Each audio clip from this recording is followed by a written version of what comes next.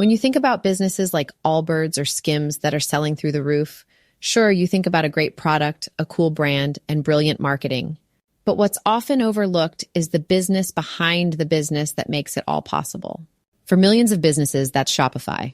Nobody does selling better than Shopify, the home of the #1 checkout on the planet.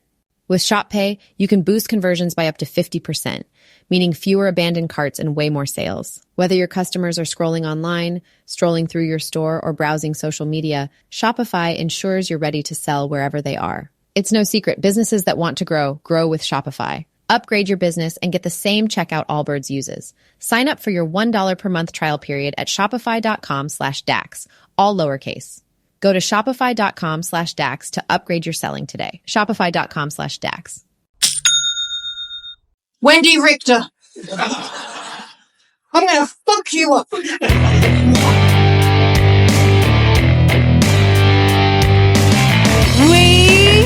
want Mina.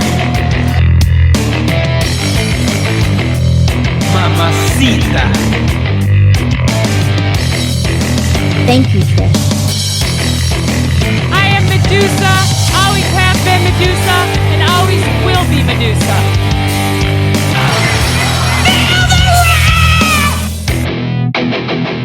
That too? It was gonna come out anyway. I prank bitches. Call me Diva.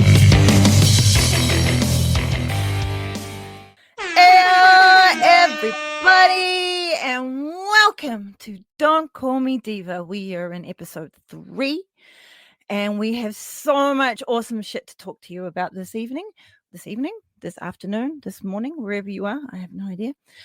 And we also have a wonderful little special guest coming up for you as well, which is very exciting. So this evening we are talking about Dynamite and Collision and Ring of Honor and also Revolution, where we saw 2 of the best women's matches we have ever seen in all of wrestling eternity. But enough about that. We got to go right back to Dynamite, and we have a tag match. Do you remember this whole tag fiasco with Megan Bayne, Penelope Ford, Thunder Rosa, Chris Statlander? Wow, we are at it again, and they're going to be clashing, and it's going to be awesome. So Penelope Ford, for a very, very small time in 2023, was the DDT Ironman heavy metal champion, believe it or not, and she lost it to her husband, Kip Sabian. So that's nice, keeping it in the family. She's been heel the entire time of her whole wrestling career. And I have to say that accidentally I forgot that at the beginning of the other pay-per-view was the Casino Battle Royale on the 0 Hour. I totally forgot about that. So that was an entire whole Casino Battle Royale, full of women wrestlers. And it's on YouTube. So go have a look. It'll be brilliant. I ended up watching it very recently, and I was like, oh, holy crap, when I realized I'd forgotten to talk about it the last time.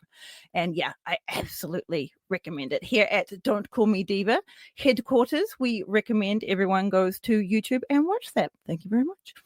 We have Megan Bayne, who you know, who's very, very strong. She first came to AEW in 2021, though, and then she went back to Stardom. And she is now back with AEW, teaming with Penelope Ford, going against Thunder Rosa and Chris Statlander. It's going to be fucking amazing. So Lexi Neer is here first, and she is interviewing Ash Avildsen, who is the writer-director of Queen of the Ring, which is a wonderful movie. If you do have a chance and it is in theaters near you, please go and see it. I've heard wonderful reviews of all the sickos that have gone to see it so far. Lexi Neer is wearing a very gorgeous green snakeskin, one piece thing. I don't know what you call these things. I love describing the outfits, but I don't really have the fashion knowledge to describe to you exactly what it is. But it's like this strapless little, number. It's lovely. She looks great. The Timeless Star is introduced, and she is looking as divine as ever in a black jacket trimmed with cheetah print. So it's quite stylish. And she has the World Championship gold around her waist. They do a wonderful promotion for the movie, and it's quite the hilarious little segment. I do kind of, recommend it. It's very brilliant. they have a little pose off, and Lexi looks a little awkward. Bless her little heart. The lights go down, and Chris Statlander is here. It's time for the women's tag action. Chris has a cool as fuck entrance, and when the lights go up, she spies the fans, and it's high fives all around. She is bringing like all the energy, and I love her for it. She's wearing her blue-green unique outfit with arm and long sleeves. It looks really great on her, and it shows off all of her back muscles brilliantly when she does her like guns pose. It's so fucking cool. And it seems like Chris is going to be rocking her bandanas on the regular now. Like how she keeps them on while she's wrestling is insane, because like it stays there like for ages. And then while Chris Statlander is getting all hyped up with the crowd, Thunder Rosa's music hits, and it's time to go. Thunder Rosa brings Mexico with her to the ring, and it's super cool. She has like this minimalist face paint, which is kind of giving me like slightly clown vibes, but if it's something else, please let me know in the comments. I have no idea. But she was all dressed in Mexico colors, and it was brilliant. And she's wearing a black Stone Cold-esque kind of vest that looks really good on her, a red bandana and some baseball socks. She's like ready to kick ass. It's going to be awesome. So Chris and Thunder have known each other through the roster for years, but this is actually the first time they've teamed up. Both are competent and passionate, but will the passionate be able to outride the smarter thinking of the other team? Because they do seem to be, you know, like Penelope and Megan Bain have been on the, you know, same like thinking for like a very short amount of time. It's quite impressive. Like they must have had some like super backstage goss with each other, because I don't know, when they get in the ring, you'll see it. Like, you know, they work ridiculously well together for two, you know, people who have like seemingly just met each other. So Penelope has also fought both Thunder Rosa and Chris Statlander in singles matches recently. So she has a little bit more knowledge on them as well. So she'd be able to like fill Megan Bain in on some of the weaknesses that she like may have come across in their fights, you know. And like Penelope is like always the heel, and she's like, hey, it works for me. And she's like good to take some shots, so like, you know, they can get the win. So it's so great. The two of them, yeah, like I say, they might be a new thing, but like I think they've got like some real good future with each other. I mean, they also could turn on each other. Like when Megan Bain comes out, she does kind of give like this weird little like side eye to Penelope Ford, and I'm like, oh, Penelope, watch out. And it turns out that I was a little bit right about that. But you know, spoilers. So when Megan comes out, she is in her iconic Greek goddess, like amazing like headdress. Whoever like created Megan Bain's like headdress is like, whew, they are insanely talented. It is an absolute thing of beauty. And while Megan Bain is in like her stunning like white caped outfit, like Penelope Ford is in her like big black fluffy jacket, and they look like this wonderful like yin and yang kind of like they're both like evil badasses, but one kind of looks like more like goddessy iconic, and the other one's like more dark and mysterious and is like probably going to smash your face in with a table, you know. Penelope Ford and Statlander go face to face first. Penelope attempts to lock up with Chris, but Chris is way too strong that she's able to push Ford back into the corner. Now, as we know, you cannot get much offense off in the corner, and Penelope tries to escape. Being the kind woman that Stat is, she helps Penelope out by an arm drag into the corner. Now, as we know, you cannot get much offense off in the corner, and Penelope tries to escape. Being the kind woman Stat is, she helps Penelope out by an arm drag, and she gets her out of the corner, and Ford goes flying, instantly regretting going first, and she tries desperately to tag in Megan. But Chris is like, hell no, live with your choices, woman, and yoinks her and drags her into the middle of the ring, while Ford is like super powerless to get away from her. She just cannot. Megan is standing on the apron with the most amazingest posture. Like, she has the best posture in all of wrestling. She's so regal, and she is completely up herself, but it is warranted. We will allow her to get away with that. It's totally fine. Chris is, while she's trying to beat up Penelope Ford in front of her, she is itching to get her hands onto Bane. And she taunts her a little, which is super dumb because while she was doing that, Penelope was able to grab Stat from behind and attempt a side headlock takeover of her own. Potentially, she was going to set her up for a sleeper. And, Ford being smaller, Chris could totally go down with a sleeper. It's a little early in the match, and Thunder Rosa would probably come out and break it up or whatever. But hey, it's fair to do on the bigger opponent, smart. But Chris powers out of it, and at last minute, there's a brief scramble until Chris gets Penelope down with a scissors takeover and proceeds to squeeze on Penelope's neck. Penelope has her right arm free, and she's able to punch Chris in the chest with heavy punches, and she was able to get Statlander to let her go. And Ford quickly got Statlander in a head scissors. Penelope was a gymnast before wrestling, and she has super powerful legs, so she's able to squeeze the life out of you, just it's ridiculous.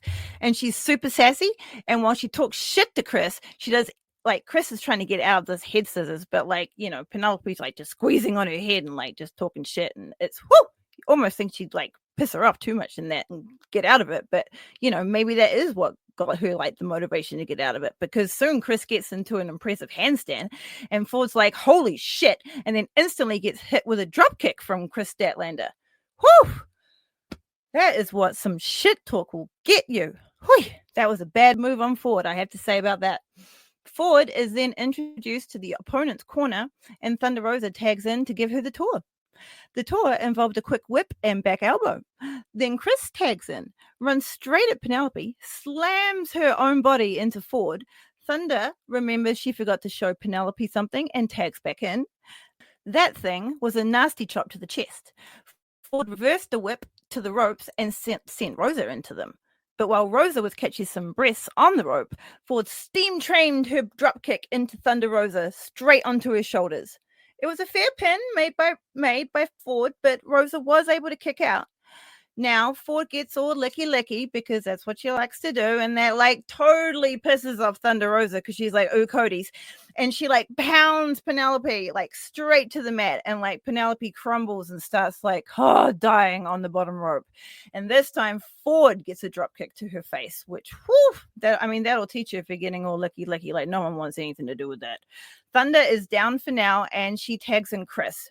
And then Chris comes right back at Ford with a shotgun elbow drop. And this is the final straw for Megan, who's been watching calmly on the outside, because she jumps in, runs into the ring, runs a fucking pump kick right at Statlander, and knocks all the remaining alien genes right out of her body. Ref Aubrey's hey. But Megan's fuck off, woman, and shoves the ref aside and just keeps going. She ain't listening to no one this evening.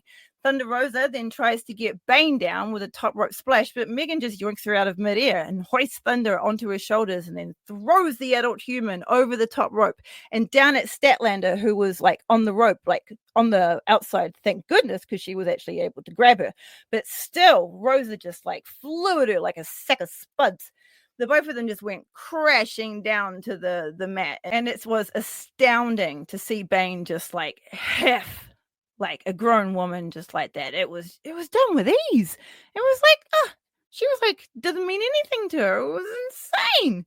Not even her hair getting all in her face was going to knock her off from doing a perfect fucking throw. It was ridiculous. And Penelope is fully approving of all of this, as you would. Imagine seeing your tag partner just throw people at people. It was brilliant.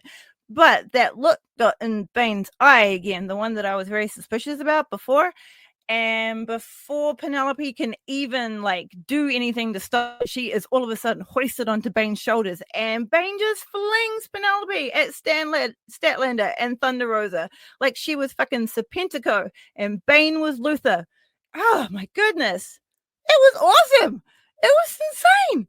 I just could not believe it. Everyone just fucking falls to the ground, and Bane is just bask in my glory, everybody. And so Bane goes down and gathers the fallen troops and makes all of them get into the ring. Because remember, she's not actually legal.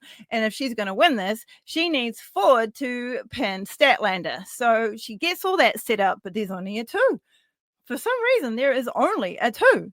After a heavy slam, Stat goes to tag in Rosa, and Penelope tries to take this moment to tag in Bane to get her finally legal and Ford out of this fucking match.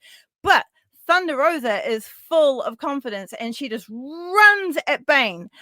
But Bane being Bane, she ends up just grabbing Rosa and puts her into her own corner, where Megan dives her shoulder hard into her own gut, like multiple times. Like Rosa really regrets just running at her. It was not a good fucking outcome.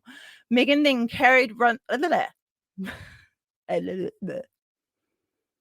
Megan then carries Thunder Rosa to her own corner and tags in Penelope.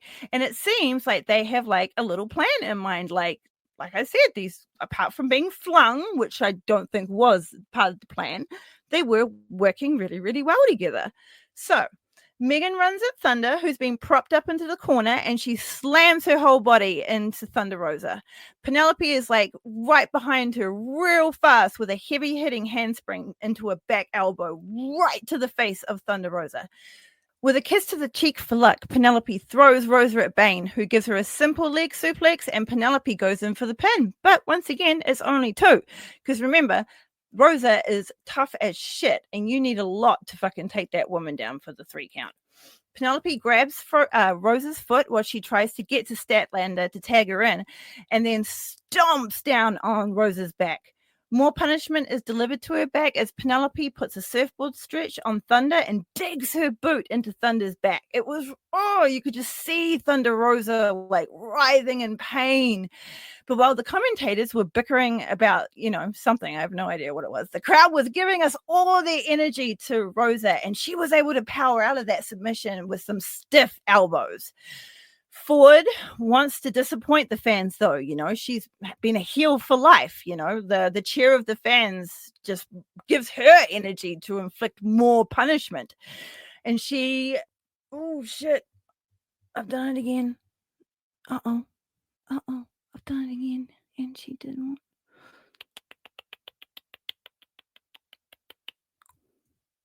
Okay. Oh, sorry. And I'm back. And she quickly grabs Rosa by the hair and forces Thunder's head backwards into the mat. Looking powerful and sassy, Rosa's pigtails again betrayed her as Ford uses them to assist her to her feet in a not nice kind of way. Ford takes Rosa to the middle rope and puts her in a nasty but sexy rope choke. This, of course, is illegal and cannot be on for more than 5 seconds, but 5 seconds can be enough to, counter the goodness of Brett's healing rope of power. Because it was a nasty chokehold. We will never know this, though, because Bane is now tagged in and Thunder's fucked. Megan tenderizes Rosa in the corner and then brings her into the middle for a short arm clothesline that slams her to the ground. She hits with one, she hits with another. But there wasn't going to be a third, though, because Rosa slaps Megan across the face. Megan is, though, like, the audacity, and slaps the living shit out of Rosa's face before whipping her into the ropes. So, I probably would have preferred another short arm clothesline, to be perfectly honest. Rosa then gets the dropkick on Bane, but it didn't bring her down. It just made her madder.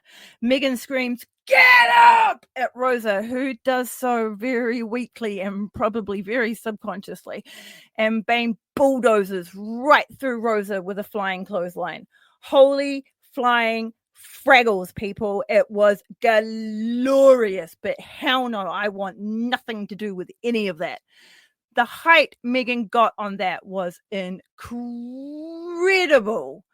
So the problem was, though, is that Megan also thought that was incredible, and she took her sweet ass time pinning Thunder Rosa. And Chris was yelling encouragement to her so much that she was able to kick out at 2. That was her own fault. Megan was quick on her feet, though, and thought to put a sleeper hold on Thunder. But as they both got to their feet, Rosa grabs Megan's head for a jawbreaker. One did not work, but she gave her another one, and that one kind of worked. but Rosa still had to whack Bane in the guts a few times and then chop her viciously. This woman was not going down with a simple jawbreaker. It was insane. Unfortunately, instead of doing any actual damage to bring her down, this seemed to activate Bane, which was the complete opposite of what Rosa wanted to do. But Rosa, seeing this, she didn't shrink away, and she gathered all of her strength and started kicking heavily at Megan's legs. When Megan grabbed the leg, Rosa used it as a chance to use it for an enziguri that connected straight onto Megan's jaw. But Rosa was on the opposite side of the ring, unfortunately, and could not tag Chris in. And so she was just left there, heavily breathing on the mat. The energy of the crowd and Statlander cheering on, Rosa scampered to the corner to make the tag. Bane knew she had to get to her feet and to face Statlander, but was real wobbly, and she was coming in fucking hot.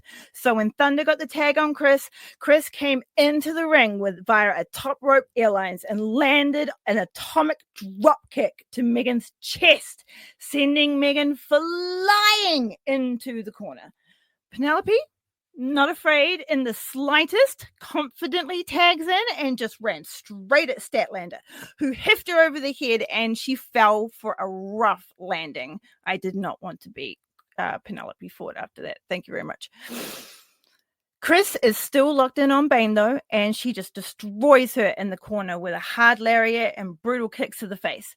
Ford thinks she can quickly get a handspring back elbow onto Chris while she's doing this, but Chris has great ring sense, and she was able to move out of the way, so the move ended up landing on Bane instead. With a blue thunder bomb to Ford by Stat, this could be it, but Ford has had some time to recover and before the tag happened, and so she still has some stamina left to kick out of the pin. Determined and with a plan, Chris Statlander then tags in the slightly recovered Thunder Rosa, and they do a double team onto Ford. And then after a assisted drop kick to Ford in the corner, Penelope is just flung out of the ring. Megan comes into clean house, well, so she thinks, because that's what her plan was, but Stat and Rosa are way too nimble for this.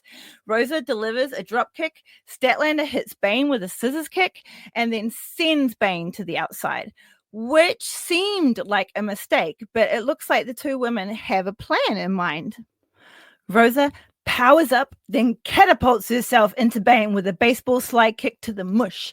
Bane goes down, and we see Chris is sitting up on the top rope, but they forgot about Penelope Ford, and she quickly gets to the apron and pulls Chris' legs out from underneath her. Penelope Ford does a little sarcastic gun show for the crowd, which I thought was hilarious, but it would be her undoing because Rosa was in the ring and she grabbed a handful of Penelope's hair and dragged her into the ring the hard way. Ooh, that would have hurt. Rosa decided to see what all this smoochy, kissy, licky thing was all about, and she gave it right back to Ford, who was like, excuse me, that's a little rude. But Ford couldn't do anything because Rosa knocked her fucking block off, and Ford hit the deck. Thunder goes for a death blow, but Ford is too smart and uses her strong legs to ram Rosa into her and Bane's corner. After some clubs to the chest, Bane tags in, but the double team on Rosa doesn't go to plan, and Thunder fights back with heavy chops to both women. After a back elbow to Penelope and a stunner to Bane, Thunder is back in control. Or is she? Because Rosa picks Ford up in what might have been turning into a Fire Thunder driver, but Penelope knows it so well that she was able to wiggle out. Bane is on her feet. Ford pushes Thunder into the ropes, and as she bounces back, finds herself on Megan's shoulders. Megan stands there, yells, "Bow down!" in kind of more her kind of way, slams Thunder to the mat. 1, 2, 3. Bang, bang, bang. Bane and Ford win, and they get their hands raised, and they bask in the glory. Woo! All right. What are we calling these two destroyers, huh? Leave your tag names in the comments below because I'm excited about them. This is going to be fun. All right, next we are on to the remarkable Renee, who really needs to answer for some things, seriously, or at least do something, I don't know. I don't know. Renee. I'm looking at you, woman. Next up, we get the scoops. Renee is in a beautiful pale yellow vest and pants combo. Crisp white sleeveless shirt and fancy gold chains connecting the collar. The Renee is here to talk to the Renee is here to talk to the CEO. Four Bouts Renee, who may or may not also have four boats. See the other episodes. Mercedes Renee. Renee is looking chill and she's looking happy. She is in a gorgeous red purple corsety thingy and all of her belts are back where they belong. Everything is gravy. Renee brings up her versus Momo coming and their past fights. Mercedes is full of confidence and brings Renee in to say one of her current catchphrases, which makes Mercedes extremely happy because Renee gets it right and on point. But what is this? Renee tells us that Momo will be having a match with the Professor, Serena Deeb, this Saturday on Collision. Is this smart of Momo? The night before Revolution, I've always thought about this with challenges and champions, like taking on these fights before the pay-per-view. Like, is it smart? Sometimes it works out, sometimes it doesn't. Renee has a lot of praise for Deeb, and I wouldn't be surprised if Mercedes slips Serena a few bob to take her out, to be honest. Mercedes did say that Deeb would break Momo for me, so is this a little bit of foreshadowing? And will we get to see Queen Aminata come out with Deeb, with their whole other kind of thing going on with the Queen Aminata-Julia Hart match? We'll have to wait and see. Mercedes goes for some more Renee participation, and then after a stumble, they get onto the same page, and it's money changes everything. The women are very chuffed, and we float down to the ring.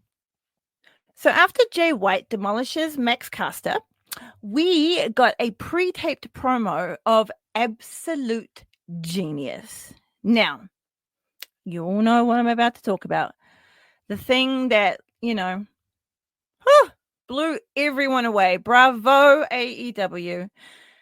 For you have allowed these creative individuals to come together and create wrestling history. Everyone involved with the Timeless storyline has done impeccable work. This entire storyline and characters involved have injected more kayfabe back into wrestling than anyone has been able to do, and I am beyond grateful for all of their work. The threads of the storyline go back to when Timeless was still in the Outcast. Can you fucking believe it? Back in 2023. That is, the contrast of the woman who is laid bare in front of us is ridiculous, because it was back then in the Outcast, like after her losing of the world championship, that kind of made her reflect, or some people might say crack, some people might say level up, step up into iconicness. Maybe it was the plan all along, who knows? But it's insane. Like the Tony Storm that walked into AEW to the Tony Storm that we've been allowed to see now. I'm so grateful that WWE fired her. No one wants to wish firing onto anybody, of course. And I would only joke about this in retrospect of how everything is all worked out fine. But I am so grateful that this whole thing was able to fly and become what it has become, because it's gorgeous. The two women who are in front of us in this promo are the complete contrast of each other. Timeless is giving us Jackie Onassis seriousness type vibes, while Mariah looks like she slept in her makeup, threw on her comfiest fit, and put her stomping boots on. Mariah looks distraught, manic, sleep deprived, desperate, and very dangerous. After a cautious introduction, Mariah leans over Renee like she's not even there and just gobs one right at Timeless Tony Storm's face. What comes next is some of the best promo work I have ever seen. if there is some sort of accolade that I could give to everyone involved in all of this, I would. Like, bonuses for everybody. Give RJ City his fucking graphic people. What are you afraid of? Tony epically monologues while Mariah's spit glistens in the studio lighting on her face. I don't know how I can gush about this anymore. I mean, we will be gushing about it later on. Like, this whole episode is going to be one big fucking gush about how amazing this storyline has come across, and and it's just the best. If you're lucky enough, there you go. If you're lucky enough to not have seen this storyline and how it has come to this conclusion, please go do yourself a favor and go back and watch it all. It'd be wonderful. Me as someone who watched it all unfold, I will be going back and watching this for years to come. That's for fucking sure. Okay, so before we go into Collision, we're gonna go into ROH.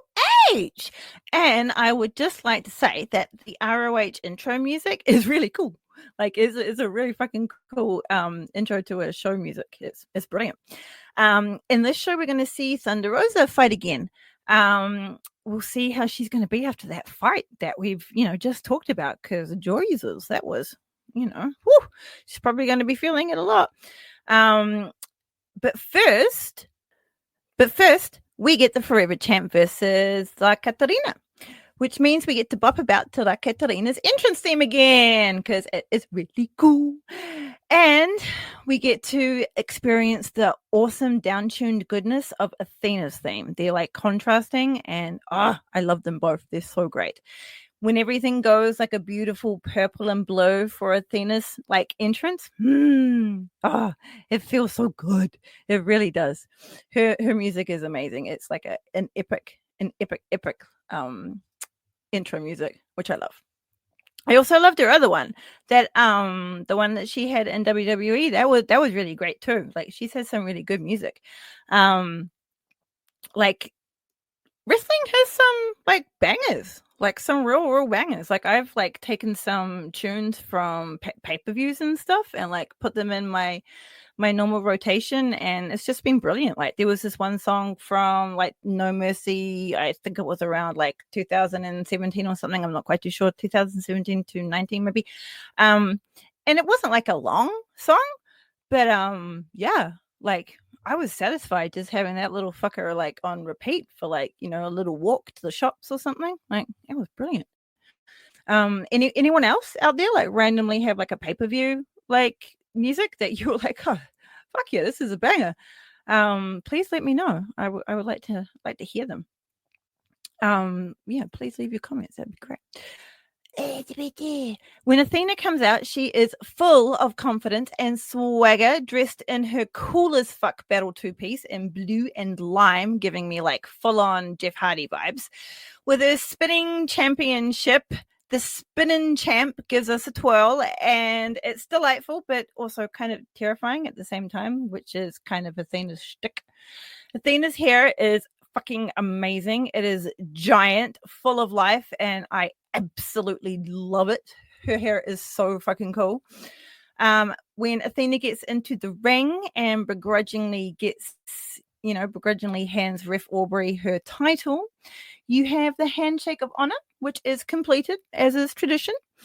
It all went off without a hitch, and we are off. The first thing Athena does is ninja rolls under La Catarina's clothesline, and she does a dramatic ole, like in such a perfect Bugs Bunny way that I instantly die laughing. Like, I did not expect that. I did not expect that at all. Here we are getting all serious, and then the champ just pulls out an ole. But, Catalina is rightly livid, which is fair. But Athena is still taunting her, which is not good, because in the end that, just gives La Catarina the strength to like just run at her and like just take her down. The two women engage in a test of strength, and La Catarina gets the first pin attempt. Of course, the champ kicks out though, but his shoulders are still pinned to the mat, and she has to kick out a second time. Athena gets some internal leaping perk, like I don't know where she got that from, and she just flung Katerina up straight in the air, flies at her, and she just goes straight into a body scissors and turns it into a roll-up. It was insane. Like, it only got a 2, but like, whew, that was some acrobatic shit from Athena. Athena had something to say, and it's another ole, because that is apparently her thing this evening. The sassy little shit. This time done in a more angry Steve Martin in a Three Amigos kind of way, because she added in like the little exaggerated dance. She's hilarious. Katerina can't believe this tomfoolery, and the two women engage again, but this time quickly running the ropes, countering each other's attacks until Athena finally flings herself into the corner. No, she didn't fling herself. She found herself in the corner because La Katerina had put her there. Hey! La Katerina then takes it to the champ, and with some heavy blows and a stiff drop kick that sends Athena to the outside, unimpressed and very hurting, La Katerina sizes Athena up for a tope suicida. But Katerina fucked up and obviously hadn't done enough research on her opponent, because if she had, she would have known that Athena likes to lure her challengers in like this so she can kick them in the face with full force as they come flying at her. Athena kicked La Katerina so hard her battle outfit zipper like explodes, which was not cool, but R.I.P. Katerina's gear. I hope she has some battle insurance. Athena dumps La Katerina on the ground with a swinging side slam and leaves her there while sending the ref to go check on her. Probably hoping La Katerina will quit, ROH has a 20 count on the outside, which is just like New Japan Pro Wrestling and Stardom, and I think a bunch of other ones too, but I'm not quite too sure. I tried to do a little research on that, but I kind of just formally came up with those 2 ones. So Katerina has like, a fair amount of time to like recover. It's not like a slow 10 count though, but it, with the ref going on the outside, that ended up actually being to Athena's detriment, because like it didn't, like the ref could only start counting her when she came back into the ref. So into the ring. So La Katerina had a long time to recover. So by the time she gets back into the ring, Athena starts getting really rough with her. And Ref Aubrey is like, "Oi, what are you doing?" And Athena's like, "Stop staring, like stop getting into my shit," and like gives her a top tier death stare. Ref Aubrey is not going to back down, but I wouldn't step up to that. I just would have like been like, champ, you can just pin her and do whatever you want. Like, thanks, I'm all good. She goes back to beating up La Katerina, and then cocky, Athena gets herself in the shit as La Katerina gets a quick roll-up, but it was only for 2. She then backslides into another pin, but this is only 2 again. La Katerina like showed some really awesome on the mat skills here. It was brilliant. The champ really got rolled up there for a second. Like it was pretty close. It was 2, but it was, very, very close to 3. La Katerina was up and ready to fight, but Athena avoids her hip attack on the middle ropes and gets hit and she ends up hitting like La Katerina with a superb super kick to the face, and then is quickly yoinked as Athena gets her and like up onto her shoulders and then cartwheels, slamming La Katerina to the mat. After charging at her with a heavy hitting bayonet, Athena pounces on Katerina and is like, this has got to be the pin. Like Athena's just like hit fucking 3 like real heavy like moves on Katerina. Like, whew, I wouldn't, good fight, honey, but like I wouldn't blame you if you, got the, loss here. But and like Athena ends up fucking, obviously not pinning like she should have, and Katerina was able to quickly kick out of it, and with that the crowd just erupts in cheers, because I mean they too like, whoa, like how on earth would she be able to kick out? But she did, and so everyone was like super stoked, and Athena got super pissed, and she starts beating on La Katerina, and she was stretching her out in bow and arrow submissions and all this kind of shit, like just had her in them for ages. But after Katerina gets a shot to the champ's face, And then Athena then slams Katarina's head to the ground. She then just gets out of the fucking ring and just starts walking around it, pissed as fuck. Because she's like, why on earth is La Katarina still fighting? Like, I thought this would be over by now. Katarina takes some rough punishment when she gets back into the ring in the corner and is soon whipped into the other corner, setting her up for probably what was going to be a handspring elbow from Athena.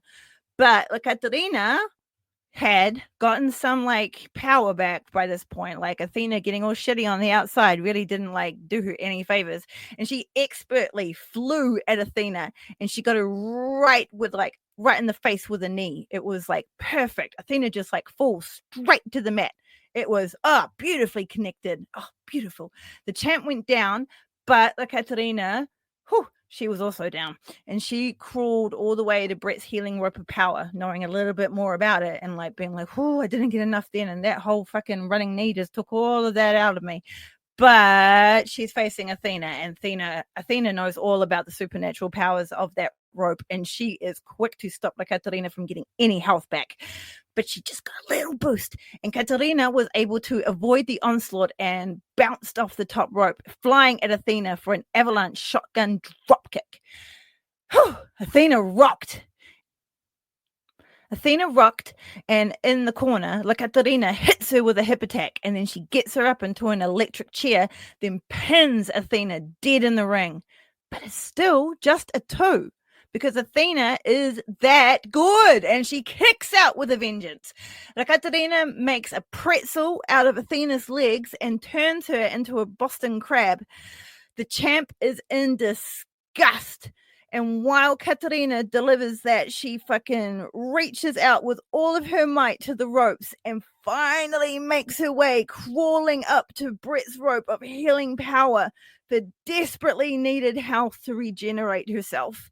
The Katarina learned about this rope from her fight with Lady Frost, and so she's trying to pull Athena off the ropes, but Athena is holding on, and using a body lock to Katarina, pulls her against herself, and the impact of her butt onto Katarina just forced her to release all of her hold on Athena by like getting all of the breath out of her, and she just goes kaboof back onto the mat.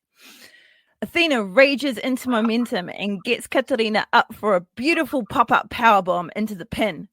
When Katarina kicks out at 2, Athena powers her up for another heavy powerbomb, but Katarina can still kick out of it at 2.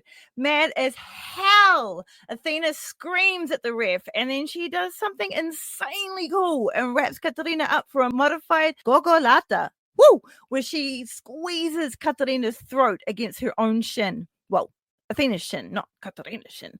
That would be like, way too pretzely. Thankfully for Katarina, though, this causes Athena to be on her back, and Katarina is able to lean forward and get Athena down for a pin. So Athena has to release this chokehold, but she went straight into a crossface. Katarina, being a luchadora, means that she's been in a lot of submissions and was able to twist her body to get Athena's shoulders back down for the pin. This is a great way to get out of the hold, by the way. Filled with power, Katarina flies at Athena. Athena is again hit with a hip attack that almost murdered her. But then she got hit by a gorgeous butterfly face buster from Katarina, and that laid her out for the pin. Athena, miraculously, after all that, is resurrected by the count of 2 and kicks out. And the Katarina just cannot believe it. And I mean, that's also fair. Like, Katarina's been fucking giving some heavy hits to Athena, but like Athena's Athena, for fuck's sake. Like, it's gonna take a lot to fucking beat her. And this has been a lot. Athena is so slow to recover that she finds herself in another electric chair by Katarina, but she ends up countering it by clapping the sides of Katarina's head with her forearms. Catching Katarina off the ropes with a Hurricane Rana, Athena sends her to the corner with a battle cry. Athena takes a running loop at Katarina and clocks her in the mush with another bayonet. Katarina is dazed and in prime position as the champ climbs to the top ropes and feeds off the ROH crowd, which is essentially her crowd by now.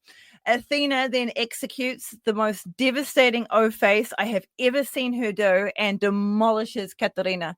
1, 2, 3. It is done, baby.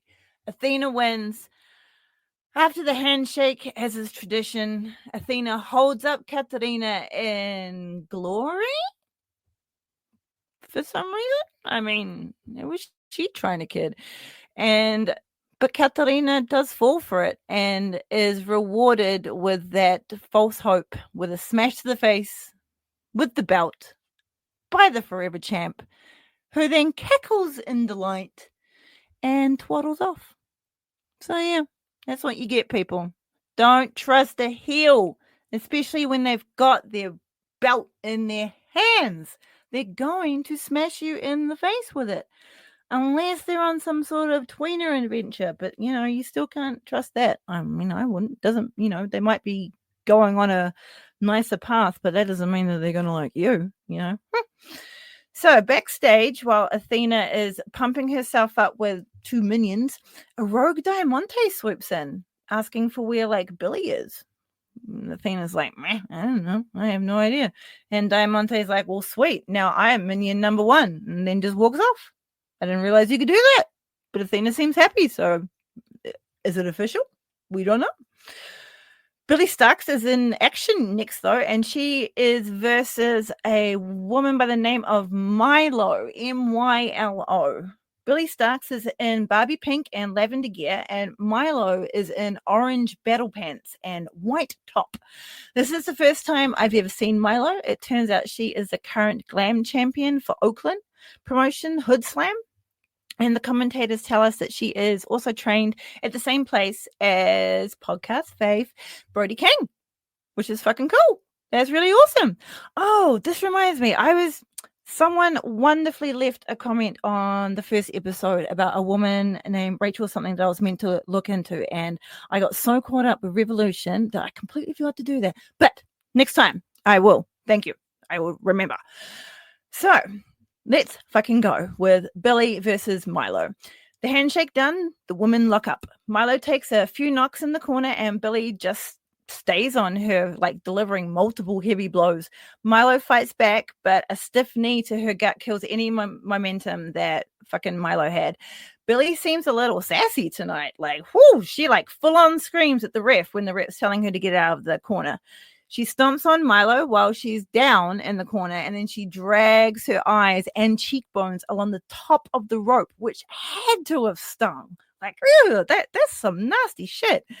Billy has the look of wrath in her face, but Milo is able to dodge her attacks, and she eventually was able to get Starks in the jaw with a great-looking knee in the corner. Milo is able to rock Billy's jaw more with multiple forearm shots, but when she goes to do a sunset flip, Billy is too close to the ropes and is able to awkwardly topple Milo over the top rope, and she just falls with a thud. It wasn't pretty, but it definitely did the job. Billy lines her up, runs to the ropes, and sends a double kick flying between the ropes, cracking Milo in the chest. Stark goes to town on Milo on the outside. She slams Milo's face into a chair, stomps on her back, then flings her back into the ring. With 1 Senton Atomico, Milo is defeated with a 1 and a 2 and a devastating 3. Bark. Billy Starks once again stares at the camera, and it really unnerves me. It really does. Is anyone else getting a little when you see Billy Starks look at you in the camera? I don't know what's going on in that woman's mind, but I'm very interested to find out. All right, so we are back to good old Thunder Rosa. And this time she's coming out to her other theme, which is, it's a good theme. And it does kind of more, I guess, match the vibe that she was coming out in as well. I can't remember the name of the other theme. I can't even describe. I don't even know how to describe the genre, to be perfectly honest. I mean, I don't really want to call it hip hop because it's not kind of but it's a good one. It's, not as good as her like metal one, but it's a good. And Rosa was in all of her Mexican glory for this one as well. Like, she looked absolutely gorgeous. She had her beautiful headdress on. All of her gear was just in sparkly colors of Mexico. She looked really amazing, and the entire Californian crowd were just like, whoa! It was brilliant. It was really, really great. Her opponent, sorry, losing my place in life, is called Brittany Brooks. Okay, I laugh because Brittany has the most amazing spelling of her name I have ever seen in my life. I have never seen this spelling before. It is Brittnie.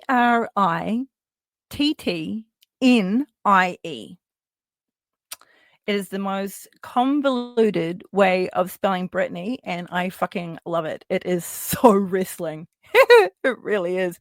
Like, she doesn't even need the Brooks, to be honest.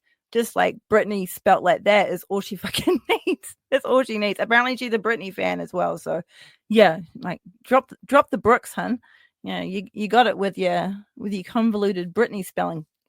She debuted in 2020 and has been the Arizona Wrestling Federation Women's Champion and Dreamwave Wrestling Women's Champion. So she's got some belts.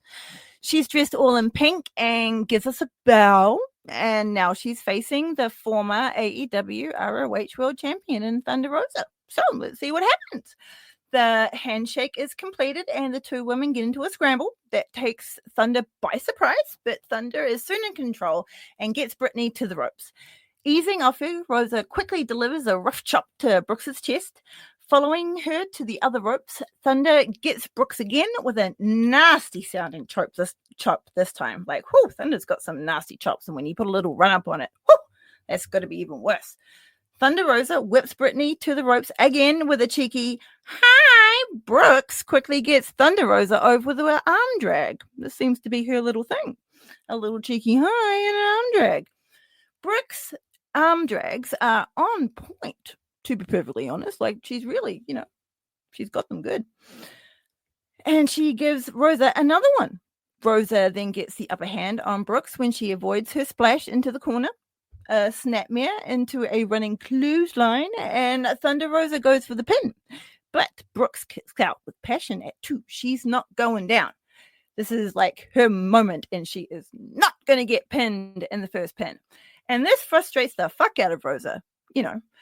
I thought she would be proud, but no, she gets very, very frustrated. Brooks can't get up, though, and is helpless against the body slam when it comes to her.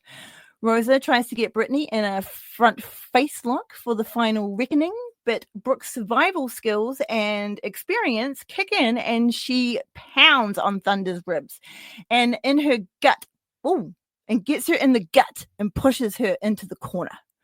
Brooks yoinks Rosa's head into a front face lock and brought Thunder into the middle of the ring, where she administers a beautiful suplex. Well done. Confident, Brooks goes for the pin, but delusional, I have to say, because Thunder absolutely kicks out at 2. Taking a little rest, though, Rosa goes to the corner, but Brittany is alive and spicy, and she's ready to fucking go, and she starts shit-talking in Rosa's face while bashing her in said face to what looked to me like a closed fist, to be perfectly honest, but the ref didn't seem to say anything. Just counting 3, so I'm like, oh, well, you're the closest one there, so if it's not a closed fist, it's not a closed fist. With a chop, Thunder Rosa is activated, though, but only for a slightly minute. As the women engage in combat again, Rosa blocks every shot made by Brooks. Thunder Rosa winds up her shots, and they land beautifully on Brittany's throat. Brittany wasn't down yet, though, and Rosa had to give her one more clothesline to actually get her down. With Brooks on the ropes, Thunder Rosa flies at her for a dropkick. After putting Brooks in a pinning predicament with a fantastic Northern Light suplex, our fighter from Arizona kicks out at 2. Rosa drags Brooks to her feet by her head, and Brooks gives her a quick jawbreaker. A stunned Rosa, though, was able to absorb multiple firearm shots to the chest and was able to push Brooks off her. Brittany has moves, though, and after a misdirect off the rope, she yells, "Eat it!" and bulldogs Thunder Rosa's face into the mat. We learned that is called the Brittany Bowl. Brooks covers, but it just gets a 2. With Thunder Rosa in an inverted face lock, she yells, "It's Brittany, bitch!" But Rosa's like, "It's Thunder, bitch!" and counters whatever Brooks had in mind and puts her in the Tijuana bomb. Brooks lands heavy, and with a 1, a 2, and a 3, Thunder gets the win over Brittany Brooks. Thunder celebrates with the crowd and then goes back to Brooks for the traditional after-fight handshake. And everybody is friends. And that brings us to the end of the women's action in ROH. Once again, you can catch a lot of like little replays and stuff on YouTube for ROH if you can't afford the subscription, which is, you know, totally understandable. But yeah, you can see a lot of stuff on there. So, you know, you don't get the whole like experience of the show and stuff, but you can kind of catch up if you need to. Now we head over to Collision, and they are also in Sacramento. Sacramento's been a wonderful crowd for Dynamite and for this whole Collision episode. It's been brilliant. The crowd really does make the difference for like everyone watching at home and stuff. Like if the crowd's being sassy, or you know, they just kind of want to get over themselves, it's kind of like shush. But they were like hot and fire and like wanted everything. It was brilliant, absolutely brilliant. So 4 Belts Monet comes out with all of her gold, and she's looking absolutely stunning in blue. She is wearing the most heel wrestling sunglasses in the world. They are redonkulous. It's so funny. Like wrestlers always come out with like these silly glasses and then they throw them away. I would not like literally throw them away. Well, they actually literally throw them away, but not like in the bin. And you're like, I never see that again. They always, like, who designs these things for them? Like, where do they find these things from? So crazy. Mercedes is here to talk on commentary with Nigel and Tony, and to have a good view of this Serena Deeb versus Momo Watanabe match. It seems the TBS champion isn't the only one watching this match, though, because Billy Starks is backstage eyeballing this match on the tally. So she seems to have a lot of, she seems to be lurking around backstage an awful lot. We will, spoilers, see Billy Starks show up later on when we get into our Revolution rundown, which should be interesting. Oh, if I haven't hyped up the Revolution rundown enough, our special guest was actually there at the event. So scoops in the scoops. But we need to talk about Deeb versus Momo Watanabe. Deeb comes out first, and she has her giant Deeb Dojo flag. She is wearing some new gear, though, and it's all very sparkly, and it looks very, very cool. She has on her sequin robe, though, which is light blue with, like, teal inside, I think. It looks a little darker inside. And white feathers, like, just everywhere all over this robe. It looks comfortable, but then at the same time, it also looks like it would shed everywhere. But I've never seen a feather fly off it. So, you know, who am I to judge? Momo comes out, and she is in her black gear and a cool as fuck jacket. Oh my god, the Joshi have like amazing gear, and I am so glad that like you see a little bit more of that gear creativity coming back in, like not just like, you know, two pieces and stuff like that. But like if they've like got all these little accessory things on them, and they just fucking look cool. I reckon like creating gear for wrestlers, it would be so much fun. If anyone out there has any experience in any of that, I would love to hear, you know, how you're like creating stuff and everything. Oh, it's brilliant. So accompanying her to her ring, it's Momo Watanabe's ring already, apparently. She's bringing her baseball bat. The two of them are very confident, and I think Momo thinks that she's going to be able to get some like baseball bat shots off on Deeb for this evening, but it's not that kind of match. So, I mean, if she does, it might be getting DQ'd. The women start circling each other in the ring and then start locking up, both getting the advantage whilst also fighting out of painful arm holds. Momo and Serena decide on a different attack, and Momo gets brought to the mat by Serena first. Momo is super quick to get up, and it's now Deeb on the mat. They seem to have had the same thing in mind, as both women put on and also powered out of leg scissors chokeholds. While they were catching their breath, Watanabe smirked and Deeb looked straight down at her, giving her nothing but shaking some feeling back into her arm. Serena Deeb doesn't emote too much. Like, she doesn't, you can't really see what she's thinking or get any idea of what might be coming at you with her face. You kind of really have to look at her limbs if you're gonna, kind of predict what Deeb might be doing to you or might be about to do to you. Because as Momo and Serena engage in combat, we get to see some gorgeous mat wrestling. One thing that the Stardom does a lot of in the Joshi, they really don't sleep on their mat wrestling. Not at fucking all. The both women are able to counter each other with absolute ease, and the stamina you need to be able to fight like this is just more than I can comprehend. If I went in there, ran the ropes, and hit them once, I'd be like, thank you for having me. It's been a good night. You're a gracious crowd. And I'd get the fuck out of there and lay on the floor for like an hour. Whew. So, hats off to just all this, mat wrestling that is just going on in this match. It's insane. Serena gets the upper hand and wrenches on Watanabe's limbs and her back with a nasty surfboard stretch. The CEO is delighted once Deed realizes that Momo wasn't going to give up, or maybe in fear that she would. Serena lets go of Momo and she crawls to the corner. This is Momo. Deed is on her though quickly and hits Watanabe with a running lariat, but out of the whip into the corner, Momo powers back with a shotgun dropkick and Deed just goes flying.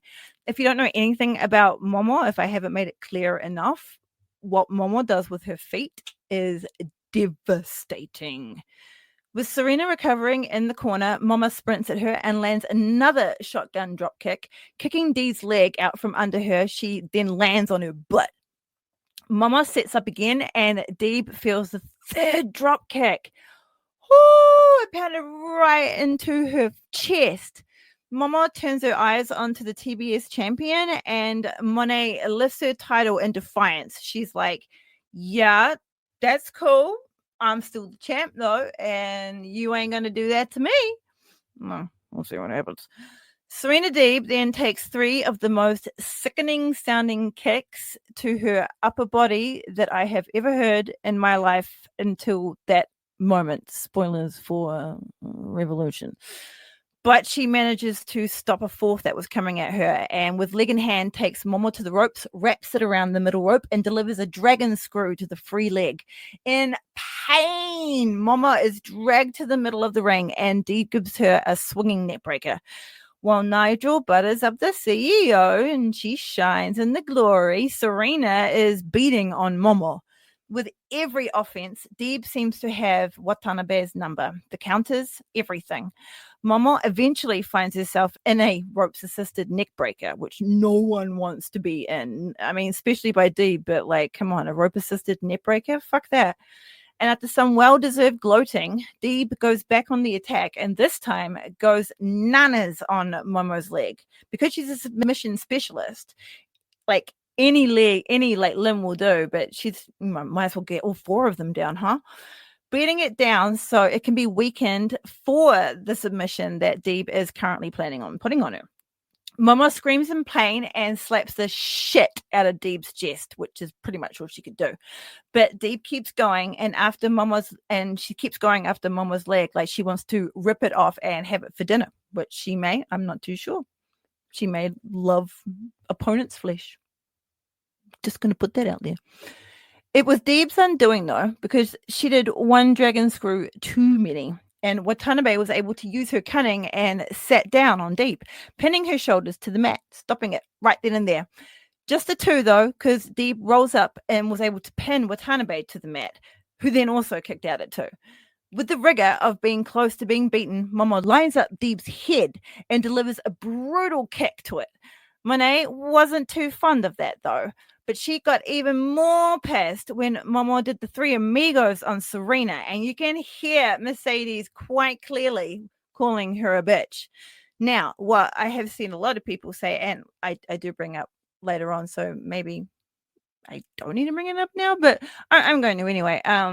Momo does the Three Amigos herself on Stardom like heaps of times, so it's not like a brand new thing. It's like just another thing that that compares them to.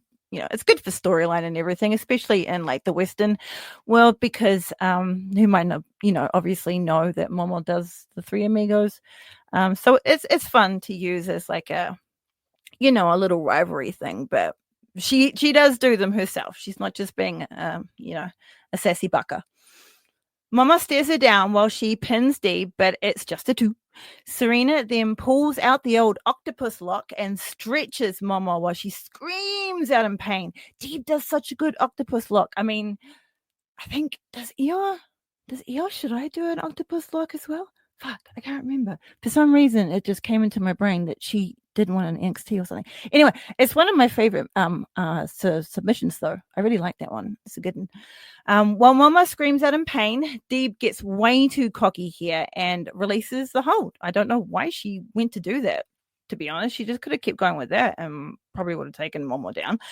Because I don't know what she was about to do, because Mama was easy to recover and just flung Serena over her head. So it really wasn't a smart thing on Deeb's end to get out of that octopus lock.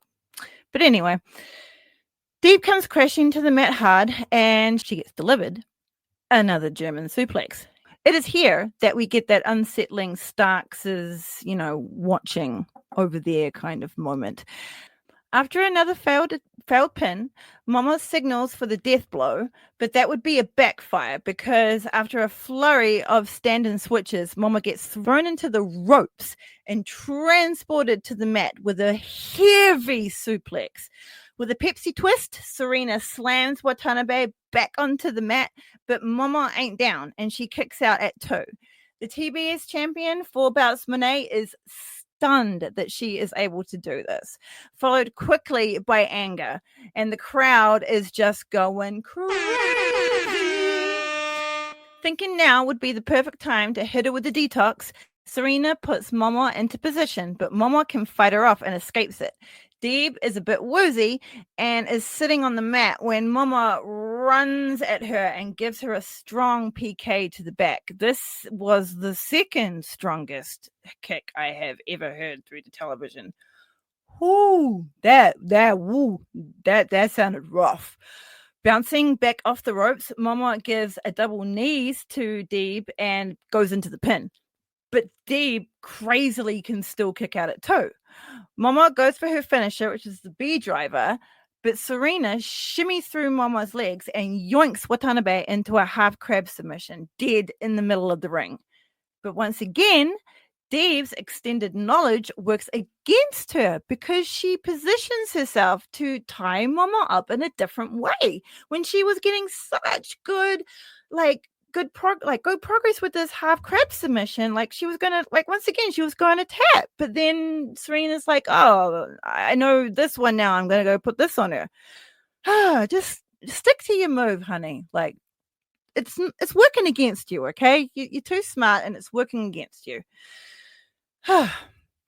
Momo was able to kick Serena off of her when she's moving into this different position, giving them some space. Serena throws everything at Momo, even her head, as it connects with one of Momo's brutal kicks at full speed.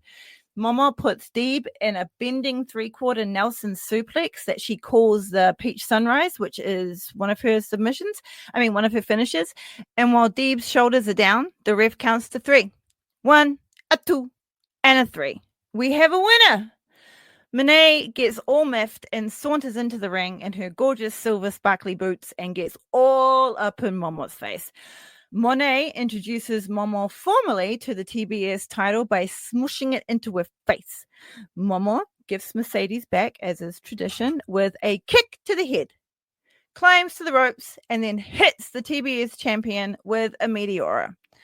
Seems Momo has her sights on Monet's title and her move. Alrighty. Now it's just the little now it's just a little Harley match. And that's it. Woo! Now it's Harley time! She is in her hot pink gear with the leopard print, and she is looking awesome. Now, a story I was meant to bring up about Harley in the first episode was I was first introduced to Harley was her singing. She did a song with Scarlett Bordeaux and Shotzi, and I was a big fan of Scarlett Bordeaux, and so that's how I saw that had come out. And yeah, and they were all singing along, and then Harley like starts to sing, and I'm like, who the fuck is this chick? She can belt. And then yeah, and then I didn't really see much much else of her. So yay, Harley. But yeah, that was the first time I ever got to know Harley Cameron. Well, didn't even really know what her name was. She was just the hot chick in the red wig who can sing, who can fucking sing. Oh, but now she is a wrestler, and she is here, and it is awesome. And I was meant to do this on Google Chitty Chatty, not the Google Chat GPT thing. No, not that. Just like the simple, like, how do you say this? And then you get the, but I forgot. So I apologize in advance to the wonderful lady who I may or may not be butchering her name. If I am, I will blame my accent. So Harley, she is facing Tatvik Hunanyan. Okay, Hunanyan. She is Armenian, if that helps. Hunanyan. She also goes by Tatvik the Gamer. She debuted all the way back in 2012. But she only had 5 matches, and she was only really there until 2013. She did like a whole bunch of other stuff. She, as a kid, was trained as a dancer and also an actor. So she's got that, that kind of like that background that Harley does with the whole acting thing, with the emoting in the ring and stuff. And you really see that when she's wrestling. She's really good at like connecting like with the crowd and like with her character. It's really cool. She's come back, and she's also a kickboxer and a stunt worker, by the way. I don't know them, but people out there in the land may know Benny the Jet. Oh, I apologize. Equides. This is another one I was meant to look up. He's a famed Hollywood stunt coordinator and martial artist. So that's who she's also been trained under, but with actual like legit kickboxing and stunt work. So she's fully legit. She's recently come back to wrestling in 2024, and one of her trainers in pro wrestling was Leilani Kai, which is so cool. She's got a few other trainers as well, but I just really wanted to do the shout out of Leilani Kai. And this explains why Tatvik gave Harley absolutely no time to prepare. And as Harley was, doing her little like entrance and stuff, Tatvik just like ran at her from behind and like repeatedly slammed her head into the mat. The crowd were like, hey, and like started chanting, feel the wrath, like insanely. Tatvik was unbothered though, and she just bit down on Harley like she was just meant to be there. Soaking in the booze, Tatvik then chokes out Harley Cameron. And as Cameron tries to get to her feet, Tatvik runs to the ropes and pounds on Harley's back to flatten it out so she can do an across the back roll. And you see people like do a little woo, like Harley's like, been like slammed. Like she's still standing, but she's been like slammed forward, and then like Tatvik just ran over her and like cartwheeled over her kind of with like a back-to-back type of thing. And then like when she got to like the other side, she landed and she could like just send like a real rough kick like right into Harley's face. It was quite it worked really, really well, like brilliant. And then she Russian leg swept her, and Harley's head just slammed straight into the mat. So she got like a kick to the head, and then like for both, like a double whammy, just like fell back into the mat. Tadvik was super satisfied with her handiwork, as she should be. But instead of pinning, she, lays in some more hands onto Harley, which was probably wise, because I'm pretty sure like that was rough. But, Harley's taken some rough shots in the past, and she's got the power of the crowd behind her. So, she could probably, do that. But with like I say, with the crowd behind her, Harley was able to get some leverage into the corner and stops Tadvik's onslaught with kicks to her face. A double stomp out of the corner, and Harley's on top again. She runs at Tadvik with a lariat and delivers some heavy forearms to Tadvik's face. She gets her with a step up enziguri, and Harley prepares Tadvik for the incoming Shining Wizard. You know how I feel about that name. We won't go into that. It's so petty. And that takes all the fight out of Tadvik. It's a silly sounding name, but it's a vicious move if it's like hit properly. And Harley's been practicing that. She got Tadvik right in the mush. Lining Tadvik up, Harley hits her with her finishing move, a 1 and a 2 and a 3. And our beloved Harley Cameron wins. Thank you very much. It was brilliant. And thank you to all of the women who came from the indie promotions that were on the show that we talked about today. I really wanted to give people some background of them, so they're not just nameless faces. The good thing about AEW, not just in the women's division, but also in the men's, is that not every match is a squash match, unless John Cruz is in it, and then that guy's going down. But yeah, even with the local talent, you get to see AEW is not afraid for their peeps to take some hits. It's character building, it's story building. You can't tell a story in a squash match unless I don't know, even Wardlow and his, getting off women's wrestling, sorry, but even Wardlow and his, even his little squash kind of run, that little one he had, kind of didn't really do him any favors in the end.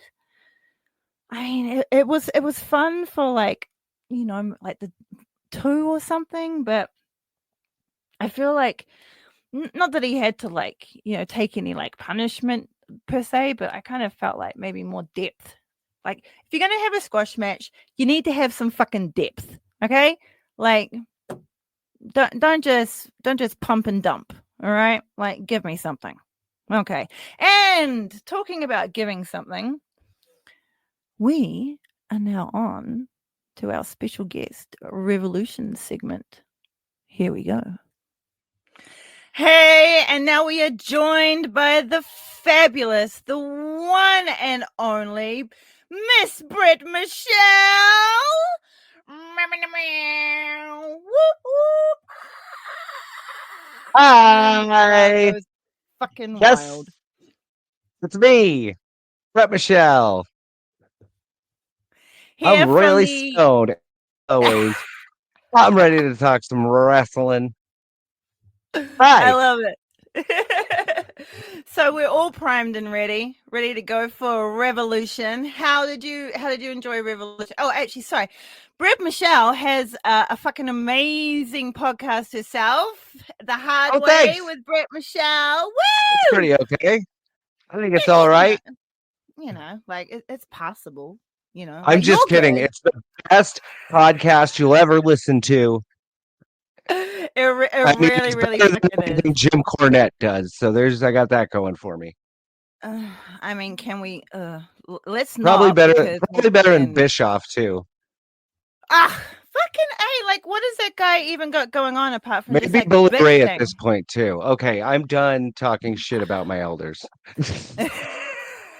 Some of them need to have the shit taken out of them. Some of them, you can give them a little bit of leeway, but some of them you're just for real. For real, you've been around enough fucking people. You know what the fuck? You have absolutely no goddamn fucking you know what though? At all. Sometimes, okay. So I had this thought today, someone like Bubba Ray. or Bully Ray Yeah. or whatever. I mean, he's Bubba to me. Yeah. Yeah, me too.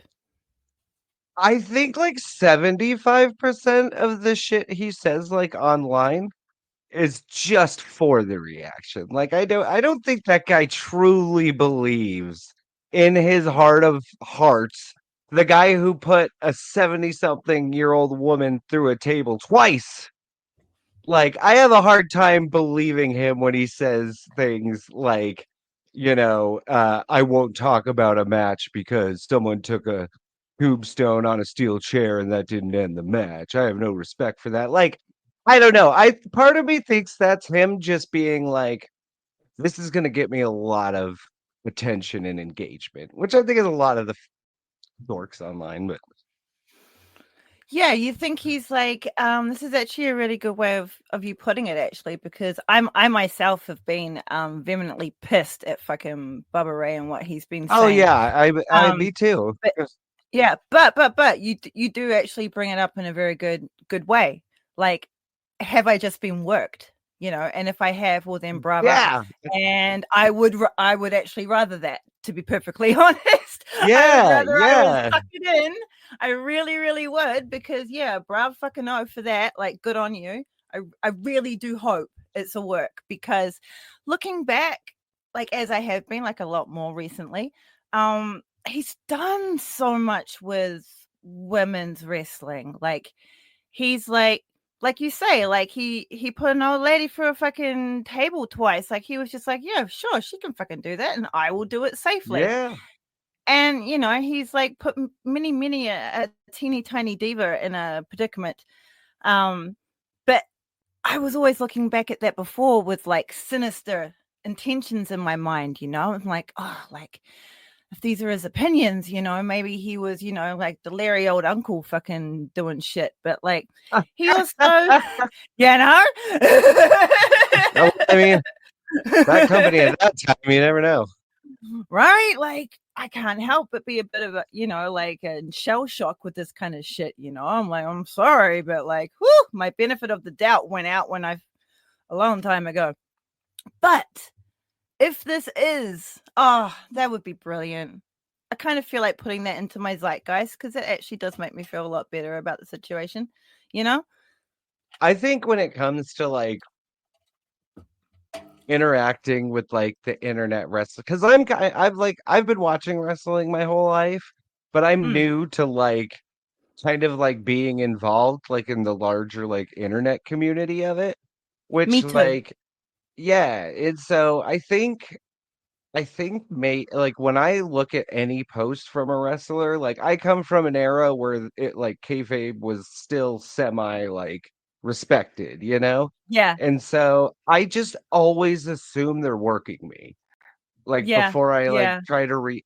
before I try to react to anything, like the first thought I have to myself is he's probably working me. Like, you know what I mean? No, that's And so so true, I don't though. like it Oh, is because yes. I see a lot of like the reactions to shit on like threads, and all that. Yeah. And half of the time I'm like you guys are being so worked. Like this is Ah, obviously not someone's real opinion, you know? oh, And exactly, it's so right? funny. It's so Exactly. fun. I mean, I'm guilty of it. I think we Mm. all are. I think that's the thing, I think the thing with social media, and not sorry, not to get us off track or anything, but Oh, we're so off like track, when it doesn't matter. it's like my show. Well, we Um, can't. Well, I mean, talking about women's wrestling, and Bubba Ray has a lot to say, so not really off topic. yeah, there you go. There you go. But no, I think a large part, like in the online community, it's I think we forget that like I don't know, at least for me, when I post something, like I kind of forget that like so many people have access to like that thought that I Oh, had. Like I kind of absolutely. just Yeah. assume it's going to the people I talk to who know my personality, who know like because I could come off really fucking like rude, I think, or really snappy or sassy or like Snappy I've and sassy. yeah. Yeah. Well, I mean, I know for a fact I've pissed off some people like in Well, the online haven't we wrestling all? community. Right, but I think a lot of it comes from like we never really know the random person like unless we do relationship with them. Like we're Yeah, just yeah. seeing one random thought that came from their head, and we're having like these big existential, like deep thought, like responses to this person's like one thought, and it turns into One like, well, thought. this must be their thing. They're entirely anti this or entire, you know what I mean? And so it's like we forget Absolutely. to think that there's probably context behind everything, It's And there weird. It's always weird. is. It's really There weird. always is. And going back to your Mhm. point about like you see a wrestler say something on social media and you're like, of course, working, of course. I wasn't putting that in context of like someone who I've considered like not like actively actually wrestling though. So I Yeah. had him out of that. So Well, I think I it's was just led I to be think with that, fucking I think it's like that is more than just wrestling though, I think so much of like I hate to think this because it sucks as like a way of living, I guess. But mm, at least here in America, like politics, like the news, everything nowadays, like I've kind of I figure it's most or like it's a lot of kayfabe, like American politics especially. Like it's yeah, not so much about like what your actual message is, it's just no, playing that part on screen until you get elected and then you do whatever the fuck you want. As yeah, for that you one stay moment, in that yeah, character. Like mm. Donald Trump, real human being. That motherfucker is a character. Like he invented like that character. You know what I mean? Exactly. And he's known Vince and known the wrestling industry for Exactly. donkey's Like years. Like that man knows all about kayfabe. Like don't drag me down that one because I have conspiracies all over that one. And well, it's they not that know kind if they of know show. But if they treat because I don't know how they do it in Australia, but like here, when there's going to be like New a Zealand. presidential debate or something, New Zealand, I'm sorry, when they, oh, I know that's bad. I shouldn't have done that. Oh, oh, oh no, oh no, God. I saw That's Death right. Proof. I know I don't make that mistake. I'm sorry. I apologize. Um, but like, well, I You don't know good, you good. how they do it in New Zealand, but like here in America, when they show like an ad for like an upcoming presidential debate, it feels like they're advertising a steel cage match. It's like Tuesday Yeah. night, Hillary Clinton taking on Donald Trump. Be the last one standing. And it's like, it shouldn't be like this. It should just be like, hey, It the should people who are not. running for president are having a debate. You should probably watch Mhm. it so you know what's happening where you live. Yeah. And that's what It's happens over so here. insane. It's insane. And Yeah. so it's like, I feel like people online, especially, like when it comes to the tribalism between like AEW and WWE right now, it's like people almost like, and it being in the social arena, it's almost like you have to pick a side and just It's in your DNA in a vehemently way. defend it. And like Mm. whether you're getting good reactions for it or bad reactions for it, it's reactions, and that's Yeah. like the currency of the world currently Yeah. is Yeah. reaction. Yeah. Yeah. So I Yeah. don't know. Exactly. Anyway, That's what it Revolution. seems from out here. Yeah, down here it's a very, very different situation. We have debate. We have like televised debates, but it's with like all of the top parties. It's not just two of them. So I think that's a Yeah. major difference. Oh yeah. Everyone's given the exact same platform, and I'll just burn it all down and start over. That's like where I'm at literally you here. have to like Viva la Revolution. So, and speaking of That's the it. Revolution, like seriously, the French get like some hassles, but it's like what? Anyway, like I'm a totally big going to go fan. on like a different tangent. I'm a big fan I'm a as well. fan. I'm a fan. Yeah, I had a great time there. It was wonderful. It was terrifying arriving in their railway station and all of their like security guards have massive fucking machine guns, but I got over it eventually. I just Yeah. kind of eased my way out of that train station and off I went. But anyway, we are getting now a different tangent. So, Revolution. I need to know because you had What's like a little really. guillotine talk between friends? I know, right? We all need a little side guillotine hustle every now and then. Ooh, You know, do you want the selling them on guillotine? eBay or on Etsy or something? Make a little Etsy shop. The little mini ones. Do you Yeah. want the guillotine or do you want to be sacrificed into the ocean? Would you Good like choice. the Iron Maiden earrings? Yeah, that would be cool. And they open? Yeah. Yeah. Okay, those would Ooh. be great. There's got to be some amazing creator out there who's fucking done some shit like that or like would be able to do that. Oh my god. Or Okay, if they so I don't, have I'm gonna questions. do it.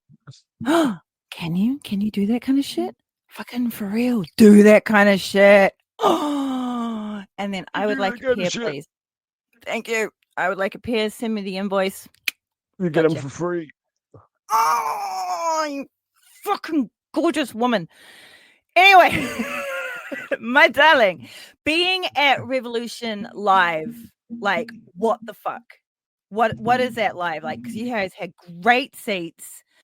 And like the crowd was just on fire, especially for the women's matches.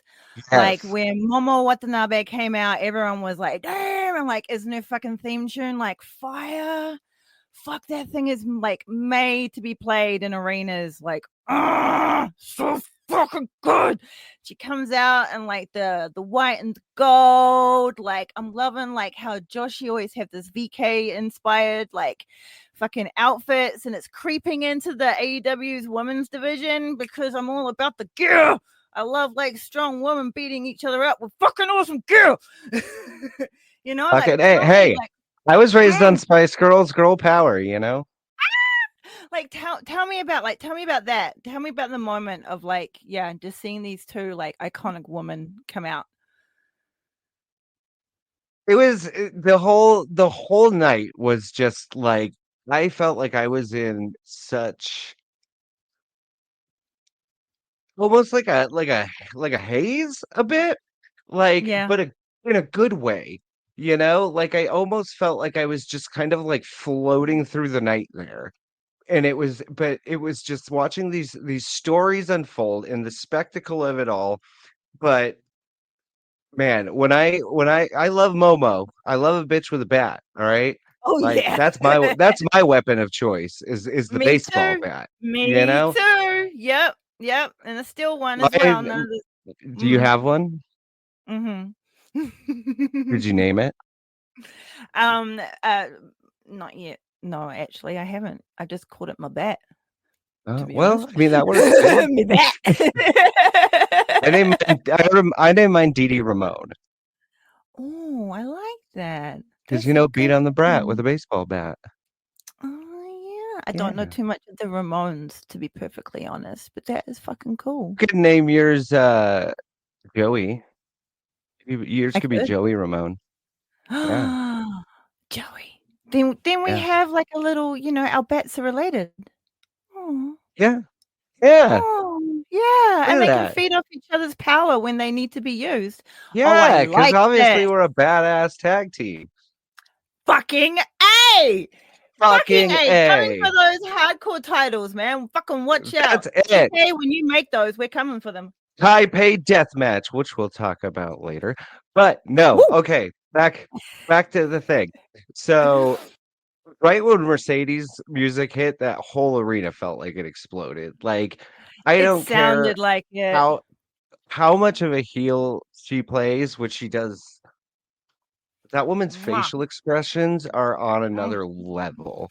Like Oh, when for real. she specifically, I love the way she can portray that just like that rage of knowing she didn't win yet, you know?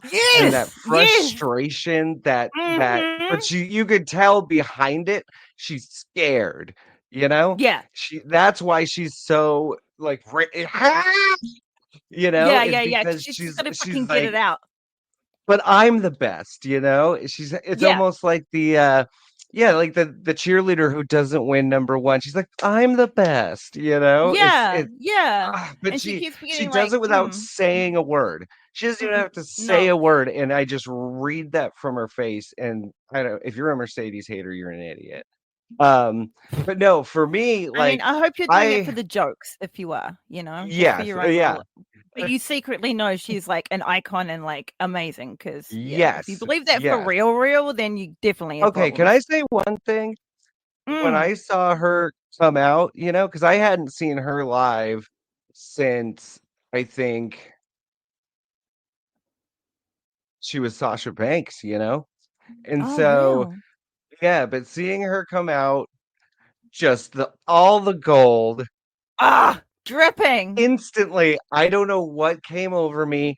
I just for probably longer than I should have. Sorry to the people in all that was coming out of my mouth was more belts, more belts, more belts.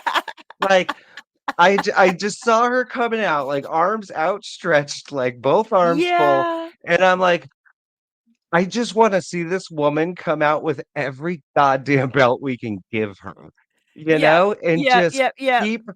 keep her being this sassy little shit that Yep. keeps winning. I Yep. love it. It's so Oh, I good. actually Like love this that is her idea. this is her belt collector run. Keep it It going. is. Yeah, yeah. Like when How Young many how Bucks many was did here, Kenny have by the time he was done? I think he only got to 5, didn't he? In AEW, that little Let's one, give didn't he? Mercedes 10.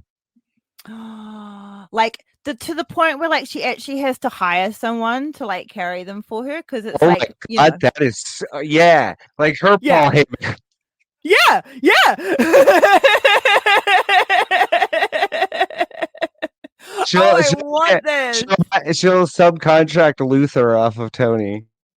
Yes, because that's how because for some reason that will have something to do with like the stipulations of her beating Tony, like because Mhm. in this fantasy she's got to have all the belts, so she's got Tony's belt as well, and so obviously she's already got Luther because dude Yeah. needs to fucking he needs to get a job, and so like she's gonna give him one and carrying all the belts, and who else belts can we steal? Oh well, we're stealing Athena's.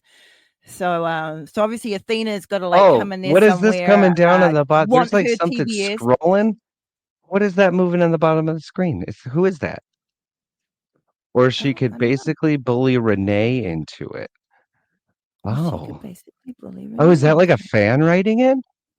I don't know. What is that? I don't know. Is that Shane? If it was Shane, Is it? he'd come in and say something. if he starts More scrolling bully shit Renee? and we don't know. Even though I got a bone to pick with Renee. It Okay. fucking is. Okay. Best dressed woman of the 2025s. Oh, Every without a time doubt. she's just without it, like so good. It's so perfect. Oh, Anyway, she is. come get your man. Oh, Come get your and man. right, like He's my favorite wrestler, and he's breaking my heart. she's been let off. I mean, like You people know what should they be would have like, called you in the 40s, Renee? They would have called you a collaborator. Come get your boy Exactly, before Eddie exactly. comes Come back on, and sets Renee. him on fire. Remember when Brandy Rhodes tried to like burn her husband alive in the middle of the ring? Oh, well, Renee's going to I come out love and do one of arson. those. Huh? Arson's fun though. I love that Oh, AEW arson really is fun. leans into the arson. They really do.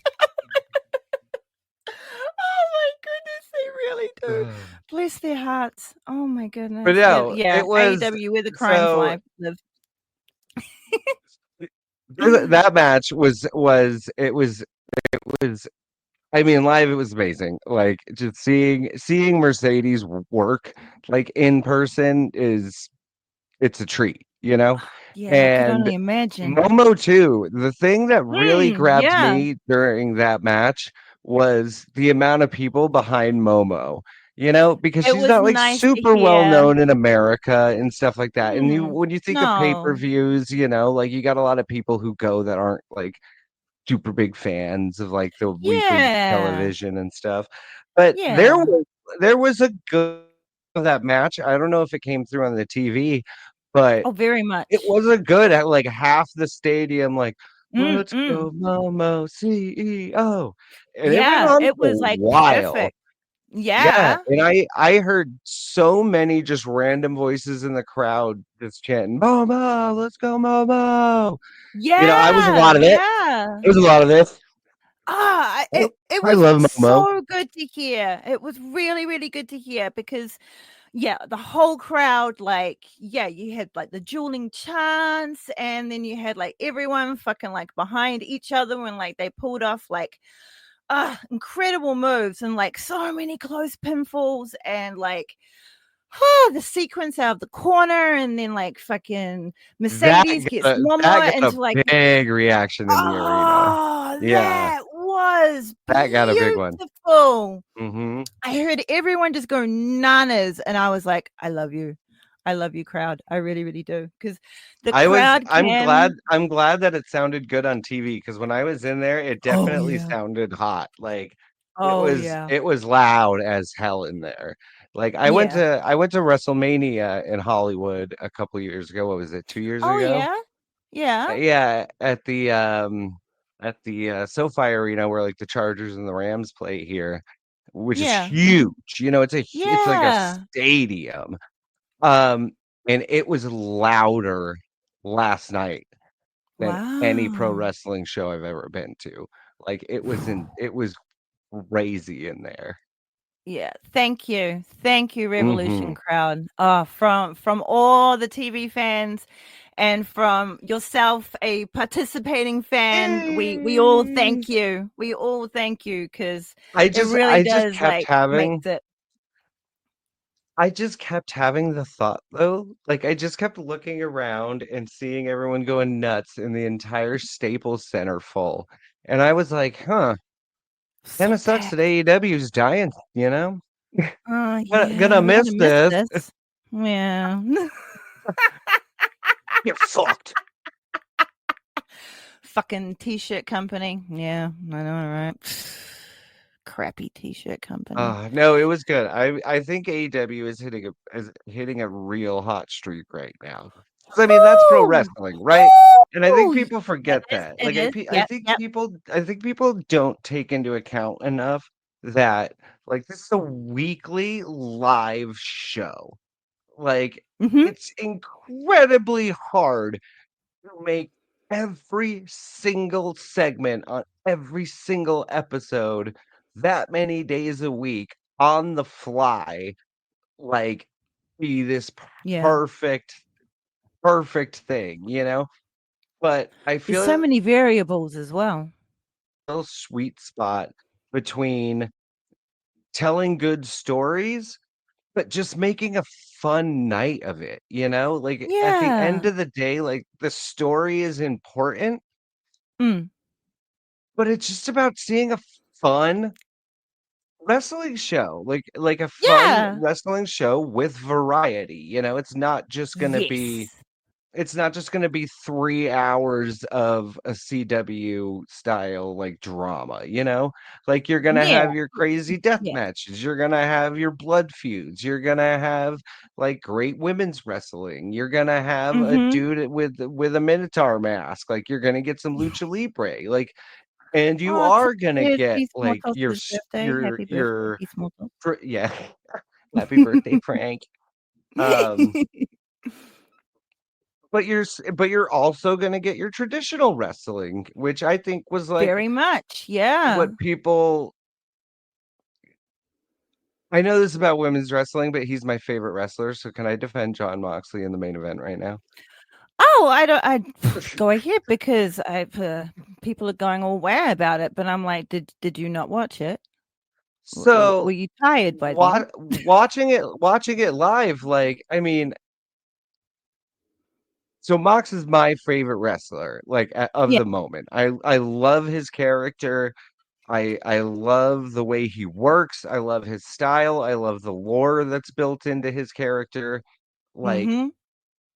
if I if I had never transitioned, and had become a pro wrestler, like that's the character I would have wanted to be. You Yeah. know? When I saw like the video And he just released of him like walking down the form. street grabbing the joint from the dude, like, yeah, Yeah. this is badass, you know? Yeah.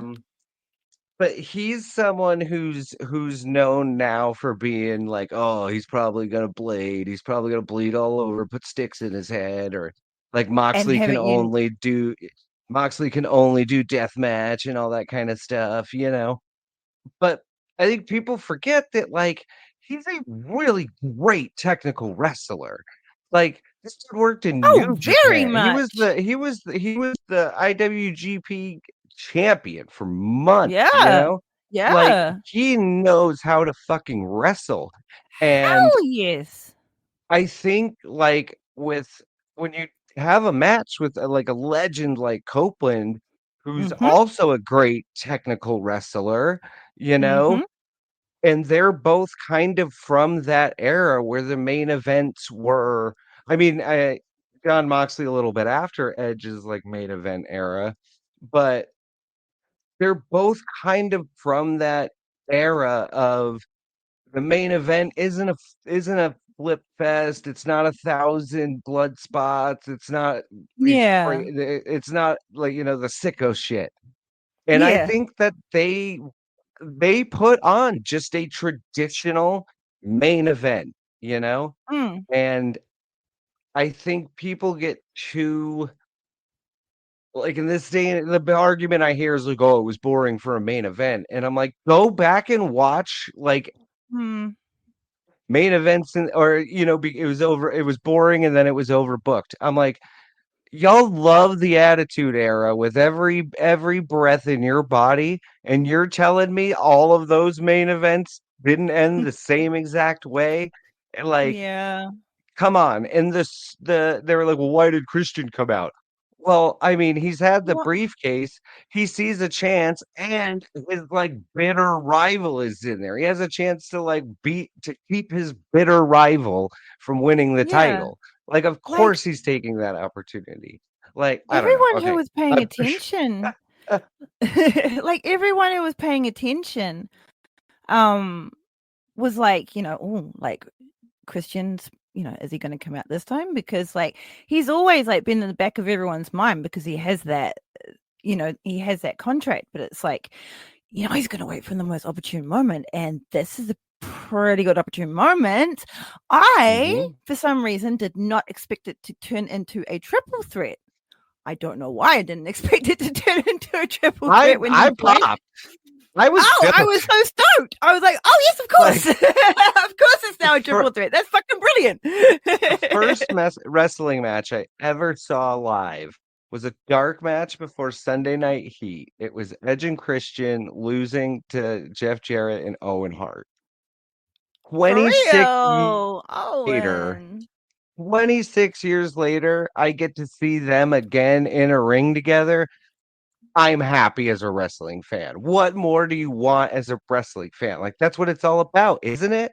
Yep. Like They look amazing. And you know what the main thing is? They look fucking happy. Like that's what I love about AEW. yes, Everyone looks happy, Like yes, they're happy, yes. I'm happy. You fucking are telling a story. Like there's obviously still more to this main event. Like, like it was the main event, but it was also an ending to a amazing evening that pretty much already kind of had a main event. But and then we get Swerve coming out. So we are totally going way off women's wrestling right now. But Mhm. when we have Swerve coming down, Which was it's right this, at it's this, my section. whoo, damn. Oh, damn. Yeah, you guys had great seats for all of I that action. shrieked. It's just like, I shrieked a bit. oh. I would have shrieked. Too many crickets. I shrieked from my fucking couch. A So move I'm I with do you. often. Oh, but we knew going into this, like those who actually pay attention, like knew going into Revolution, it was going to be a gusher. Every single match made sense. Every single story made sense. If you're going to moan about the main event, well then fine, be a moaner. Like I'm not going to, because I don't think that way. I thought the main event was fucking great. Did But you feel an overall? Did you feel like the overriding theme of Revolution? Like in my mind, when I think about it, the whole night felt like torches not being passed yet. You know, yeah, you yeah, had Will and Kyle. yep, You not quite had yet. you had. Oh, I'm trying to blank now. Jesus Christ! Like Oh, it almost had this feeling of the new parts of AEW trying to take that next step and yeah, and being stopped in it. You had Ricochet mm, versus, you know, like yep.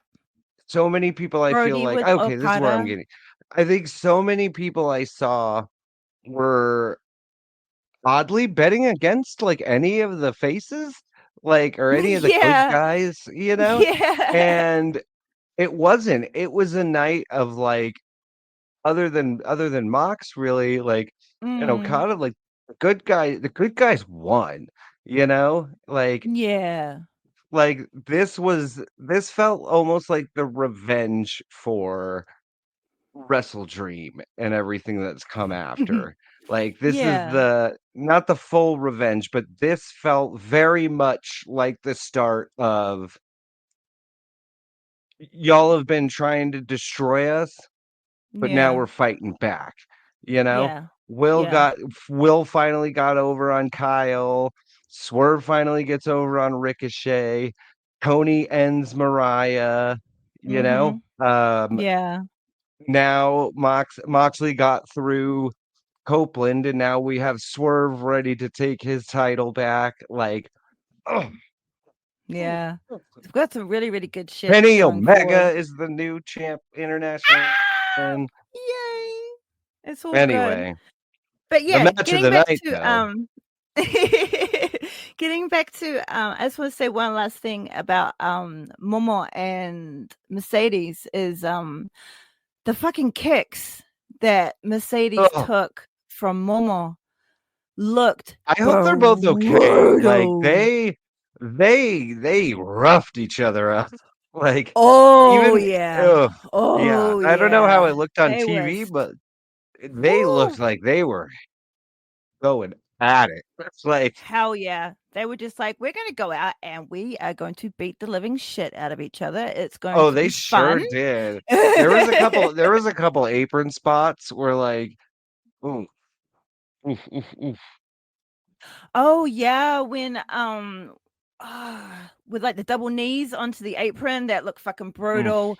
With Mercedes trying to like get Momo off the apron with like the gym, like with the power bomb, Yeah, sorry, and that she's was like, and you can that see w- her like putting all of her fucking effort into it, and Momo's just yeah. like, because Momo's like real like stocky and like real strong and shit, and she's like, nah. But then like Mercedes just like adjusts a little and like gets her arms a little bit more higher, and then go boom, fucking Oof, oof. bam, down onto the That's ground. It's like, that's that oh, Jesus. smack like echoed. Woo! It was rough. Yeah, that's one of the questions I wanted to know. Like, what was it like hearing like those hits and like the Oh whoo? goodness. No, that's why I say like I'm not sure how it was coming on TV, but like in the arena, it was like holy shit. Like Yeah, they are wailing on each other. Like yeah, the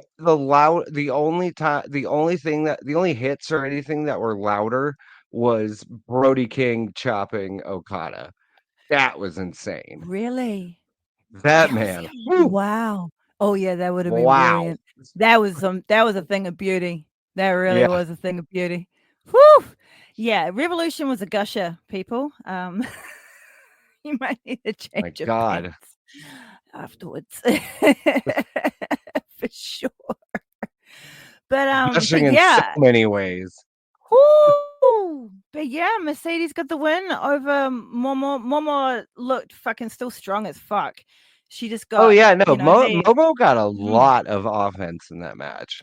Oh yeah, and then, like it was a lot of like technical like mat like wrestling in a bit too. They were all like wriggling with each Mhm. other and fucking, then getting each other into like brutal looking choke holds and stuff. And then Monet just gets her with the I went to go call it the bank statement, but the statement maker. I think that's what it's called. I don't know what she's And calling yeah, it now. I think that's the statement maker now. But It's not and as also easy with to it's not as easy to remember as her finishing move. Harley Cameron. because you're like, what's her finishing? Oh yeah, her finishing move. Mhm. I'm like, really? It's her finishing move? Okay. If that's if that's what you want to call it, Harley, that's your move, darling. Okay, I will support your Yes. decisions. Yes, babe. But the Three Amigos, Momo actually does that. She's done that heaps in like her career in Mhm. stardom. So it was just another like a comparison that those two have, like they're actually like different wrestlers, but they're actually very like the same as well. They both take a fuck ton of hits. They both got amazing German suplexes, fucking amazing gear, submissions up the wazoo, and can really fucking take a hit. But yeah, it was Mercedes with the win, and she was all like, "Woo!" We were all like, "Woo!" And it was all great. Oh, and Momo actually, I think she has hurt her ankle. When she like came off the Yeah, top rope, and she was like, "Oh I yeah, heard. yeah." So yeah, good healing vibes and everything to Momo. Hopefully, it's not like broken and just like a little sprained and shit. You'll be good, love. Soup health. Yeah, good vibes. But moving on to the Hollywood ending. Already match of the year, if I can say so myself, which is ridiculous because we're in March. The good Lord. Good fucking This Lord. this is the best story I've ever seen in Me wrestling. too. Like, In the entire of my whole like watching wrestling since I was a tiny child. yep, Absolutely agree. yep. Absolutely agree. And like I don't want to say if other people don't think that, I mean that's fine. But for me personally, Opinions are opinions, like yeah. this story is just so much of what I love. Mm-hmm. It's campy. Mm-hmm. It's got all of the classic ties to, like All About Eve, Sunset Boulevard. Like Yep. you've got the storyline that almost starts dipping into like Black Swan territory, almost a little bit of like Yeah. Suspiria in there. It's the Yeah. yeah, it's like whatever happened to Baby Jane, Very much, very I much. I love, it's the classic story. You have the young up and coming protege who just wants nothing more than to be like her idol, that Yep. she wants to be Betty Davis, and she just can't break out on her own, no matter, almost like the same thing that's going on with Will and Kyle.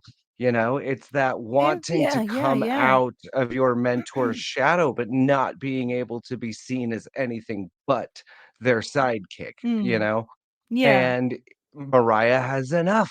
And she turns on her in the most brutal way.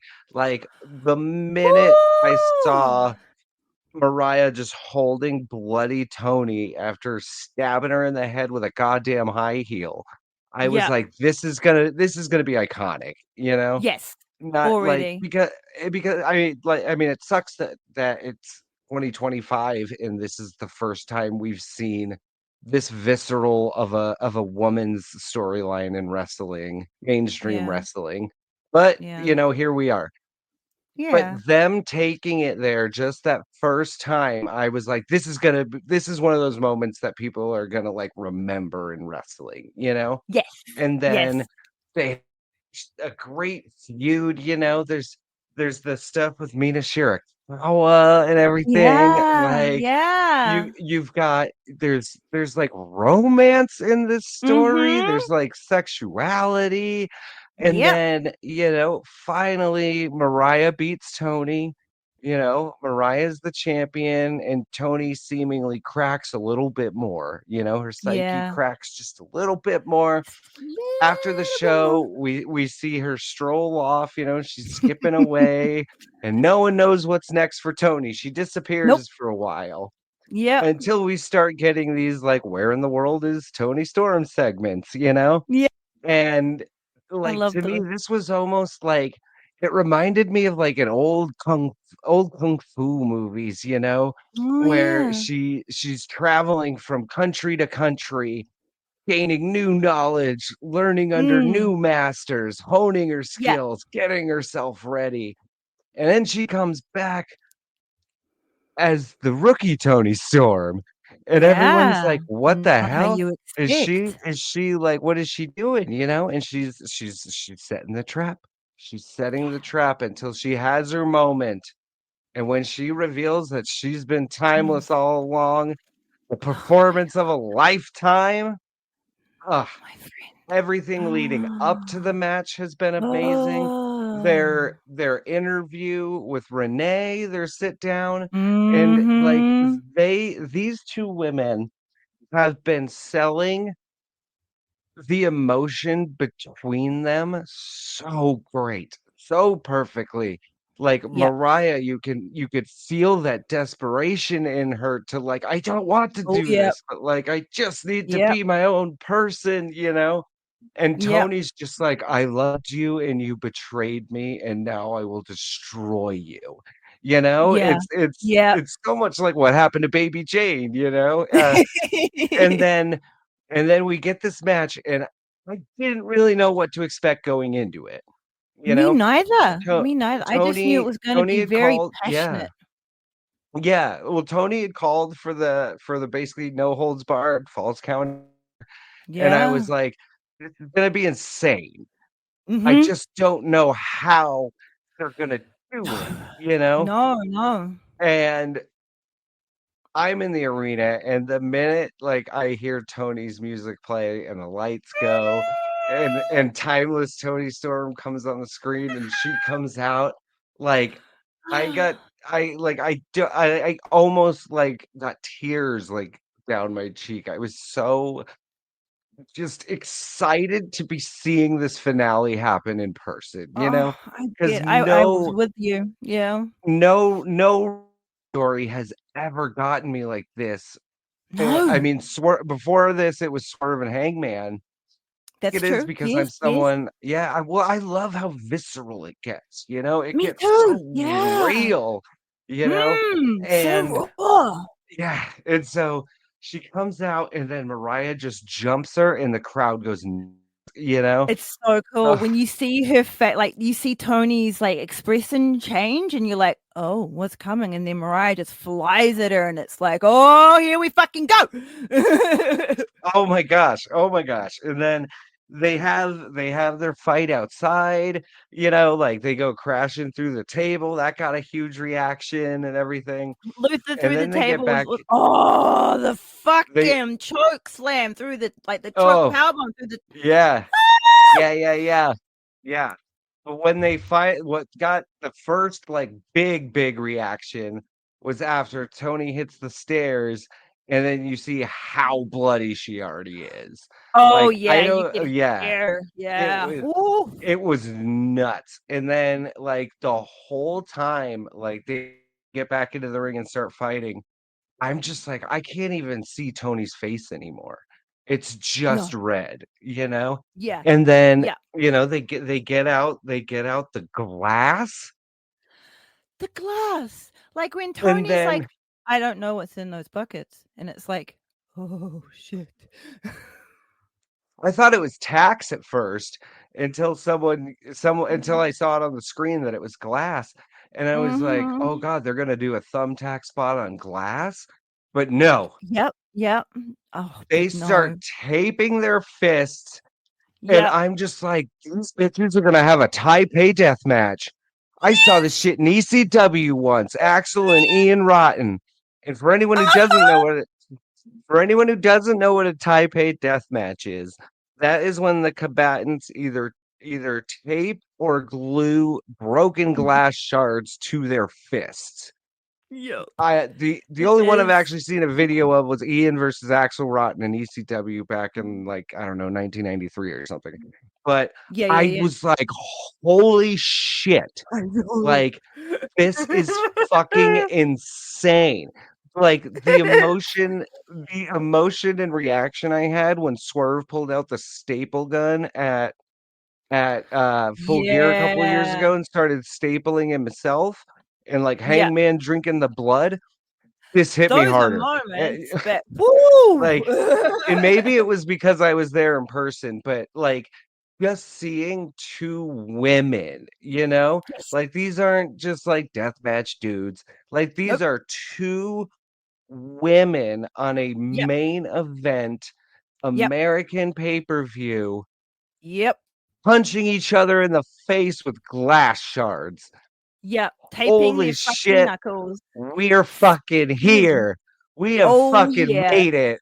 Like, fuck yeah. Mariah's like slamming her fist into the bucket and she's just like, ah! And it's like, oh, sorry, I get so excited. I'm hitting the mic. Oh my God. From that moment, I just like the emotion and like I felt like my heart get tight, Yeah, me like too. I was just so excited and the crowd was going nuts. Like Tony's laying on the mat and I see up on the big screen just like how much crimson is on her. And then they get back to the top of the ramp and Tony's just whipping the shit out of her with the belt. Those were heavy. Whew. It sounded heavy. Woof. Like I could hear it. I was on the opposite side of the arena and I could hear it. Oh, but then she puts her through the table, gets the 3, the crowd pops. But then the lights go out, the end comes up on the screens, and everyone loses it again. It was like, I don't think there was anybody sitting anymore. Like everyone just stood up and like, just gave them the round of applause that they so fucking deserved. Fuck yeah. Ugh. It didn't look like many people were sitting down at all much during that match, to be honest, from what I could see. It was I mean, I know everyone's already yelling about it, but not to be another one, but I think it should have main evented.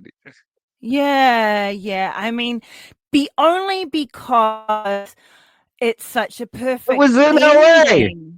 Yeah, well, I didn't even think about that. The but Hollywood ending in Hollywood, ending. Yeah. And I honestly thought going into it that it would be the main event. I think a lot of us really did.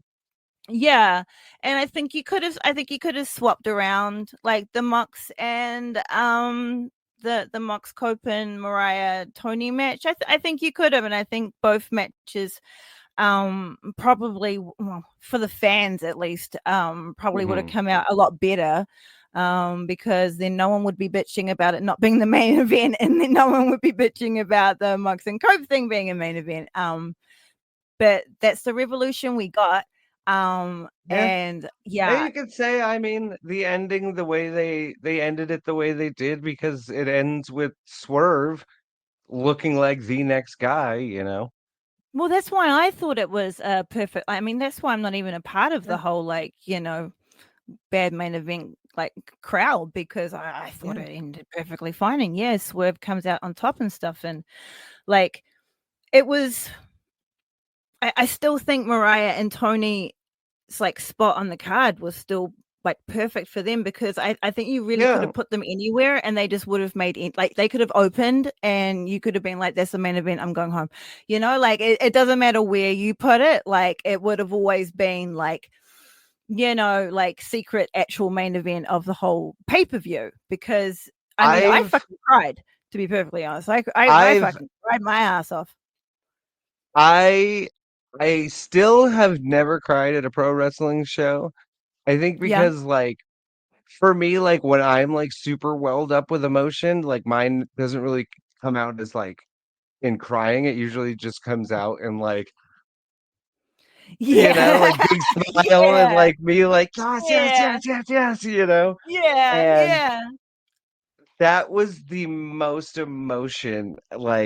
deep emotion I felt from a live wrestling match. And been to I've seen thousands of live wrestling matches, in that one, That's so cool. wow, and I think also I already said, I think just what it means for women's wrestling, like, I 100%. think, like, that was the one thing that kept, like, kind of flashing through my head during all of this is Mm, this means so much for women's wrestling. so much. So, so And I already knew the arguments that were gonna come out. People like, "Oh, women's wrestling shouldn't be or good because fuck them." Like, this who are match they? is going to be like one of those when AEW's been around for 30, 40 years. Very This is gonna much. be one of those that's on the all-time AEW matches. Yes. The whole Yeah. pay-per-view right now, I The feel, whole is an pay-per-view. all-timer. Yeah. Like, Oh, 100%.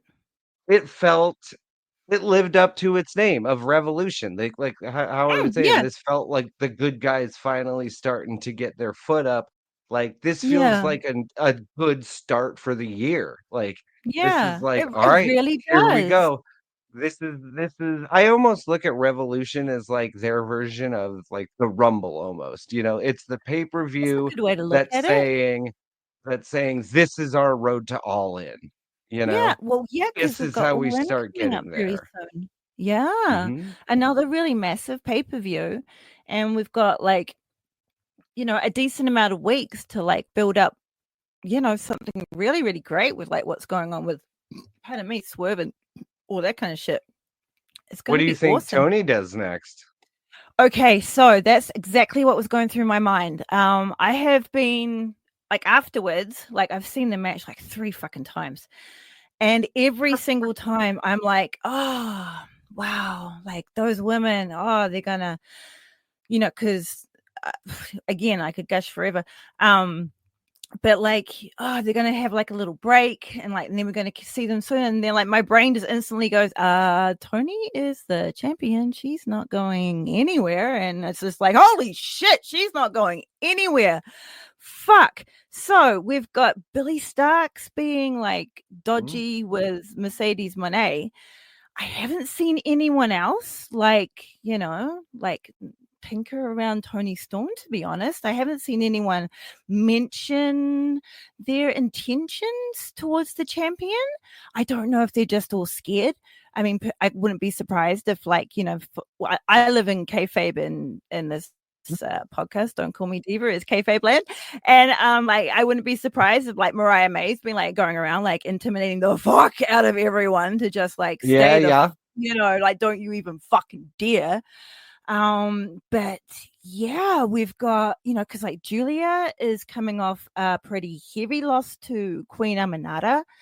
Mhm. But I think Queen Amanata might be more in a storyline with Serena D, perhaps, and on the, the Monet, Billy Starksy, Athena kind of storyline, perhaps, going forward.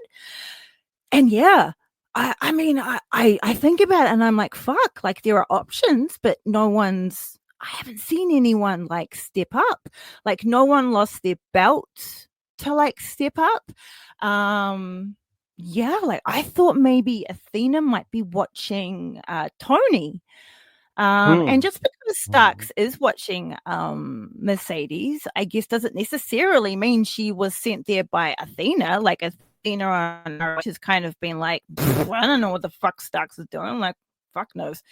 Um, so perhaps maybe she doesn't have anything to do with this. Perhaps, like, Stark seems a little bit more on the, the darker side. Like, I pondered in, like, the other episode, like, does she have, like, hate intentions? Is she going to start him, perhaps, maybe, like, but I really don't know. Do you have any, like, fantasy, like, ideas for Tony? I don't honestly. I'm preparing myself for Tony to probably just have a couple months of just having some quick feuds, keeping her belt Yeah. for a while.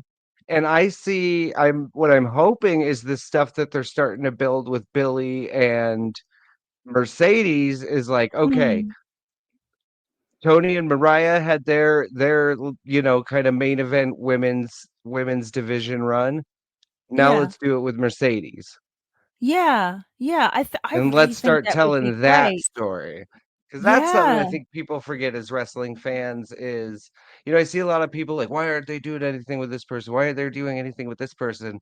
And it's like, well, because that's not the story being told right now, And so I wonder if Exactly. maybe now Tony just goes to, winning some good, and then we start getting a real big story, and maybe a few matches between Starks and Mercedes. Yeah, like that would be great, eh? Like you say, Hmm. like start moving on to Mercedes for the more longer running main storyline, like solid Yeah, storyline. And yeah, do have something with the Tony fact that Starks was a Mercedes fan as a kid. Like exactly. Yeah, there's so much. it fits Yeah. into that AEW storytelling, which a lot of the Hmm. times is like the student trying to overcome the master. Very much. Yeah, proving Hmm. themselves and stuff. Um, I mean, It's very New yeah, Japan, It's the very young New Japan. lion Yeah, coming yeah, yeah, over yeah. there. Yeah. Which I like a lot. It really does. It works well to build up talent, I Yeah, think. it's the turtles finally being caught enough by the rat. I forget his name. Yeah. Splinter. Splendor. Yeah, I was like, I watch a but lot of kung fu shit. I like that. I like that kind of storytelling. Like no, I'm the with you. student I'm with you. I overcomes the love it. master. Yeah, I just love that kind of stuff, and it works really well Mhm. in wrestling. And I could see, like, Tony Storm having, like you say, like a few little rivalries, building up the women's division with these rivalries as well. You Mhm. could perhaps maybe put a little tournament in there at the end of it, if you've had a few little things.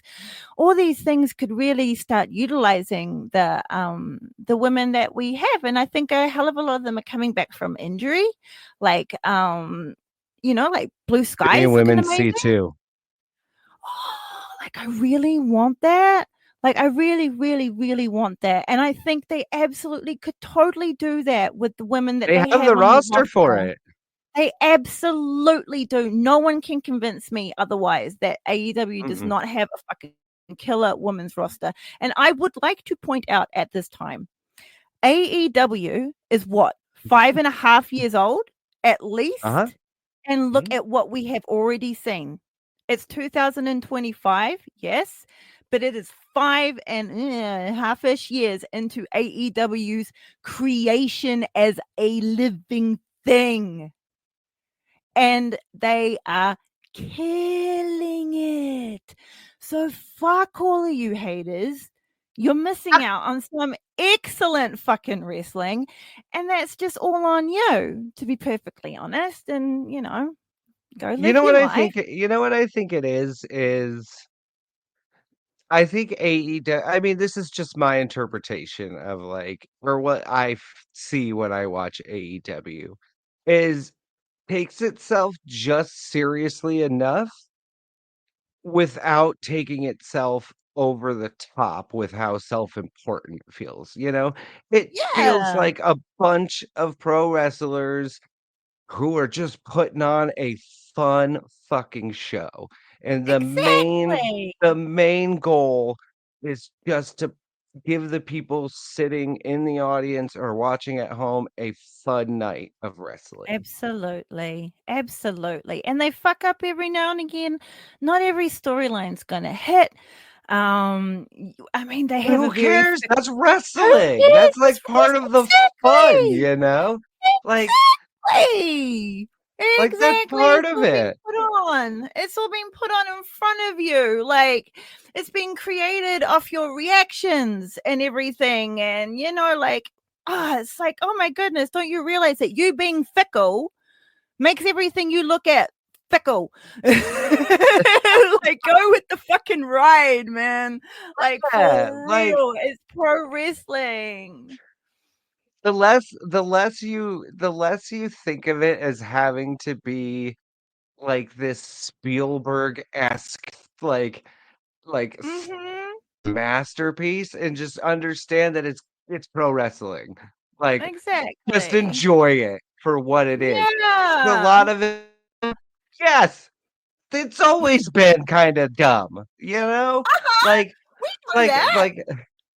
Yeah, The closest exactly. thing, yeah. What does that say? The closest thing performance-wise is yes, Exactly. exactly. Memorizing It's brand like new performance SNL, on a weekly but with basis. blood. Exactly.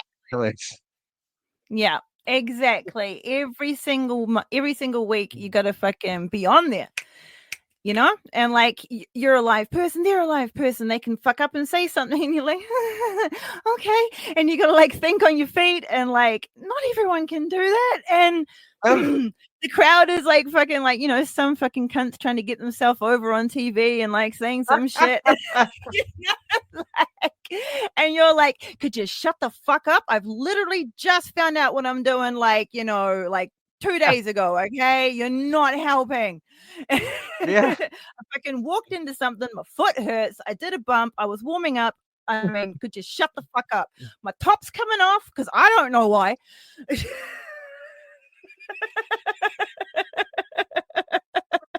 Just have fun. Like, wrestling's supposed to be fun. At the end of the day, I think the point of pro wrestling is just to have fun, you know? It really is. And the performances Don't that we overthink get it. to witness, oh my God. Like, you just look at what they're doing and it's like, fuck me. That is insane talent, what they can pull off in the Mhm. ring. And they're doing that for me. Little old me. And you Where fucking do they go? loudmouth cunt over there. They're doing it for everyone. You just shut the fuck up. You know? Everyone be like, the Leslie lady, who I just found Oh out my from all the gosh. shows. Liz, is it Yeah. Jones? Is that your last name? Leslie Oh Jones, my yeah. so I don't watch CNL, SNL at all. But all the sickos told me about it, and I was like, "Fuck, be like that woman. Come on, like, yeah, we need that energy. She fucking gets it. She gets it." I could see her from my seat, like just screaming. It was so funny. I Could was dying. you? I was Oh, I dying. loved her. The guy Oh sitting yeah, next to her looked like he was dying having the best time as company, well. dying company that had all these celebrities at their pay-per-view. Yeah, real dead. Right. Yeah, the speaking of the ladies Ghostbusters, our wonderful Shane behind the producer credits. I don't even know I what I was saw going to someone say there. driving a Ghostbuster car in my town That's the other day. cool. That's so Yeah. cool. But yeah, Yeah, I gave him a I good old really like devil that. horn. I gave him the devil horns pulling up, and they were pretty stoked. It felt good. Nice. I kind of like bits and pieces of that lady Ghostbusters stuff. Like I thought all the actresses in that did like a really good job. The whole like man candy kind of thing I wasn't like that interested in. I mean, for one, I'm just like, oh, and two, I'm just he's just not my thing. You look at Brody Yeah. King and you're like, oh yeah. You look at someone like that and you're like, okay. But yeah, I thought all of them were great. And I remembered her, like once they said like she was in the Lady Ghostbusters as well. I was like, fuck, she was great in that too. She's hilarious. I love energy. her. I really She's love fucking her hilarious. energy. Yeah. She has a great Yeah. story too. She wrote an autobiography that's pretty good. Oh, does she? Oh, Mhm. nice. Oh wow. Yeah. Well, props up to her. Everyone go read that if you're a ready person, which I am. Yeah. Yeah. Books are great. Yeah. And then I'm not even going to bother in like touching. Well, okay, I guess I'm touching on it by saying this.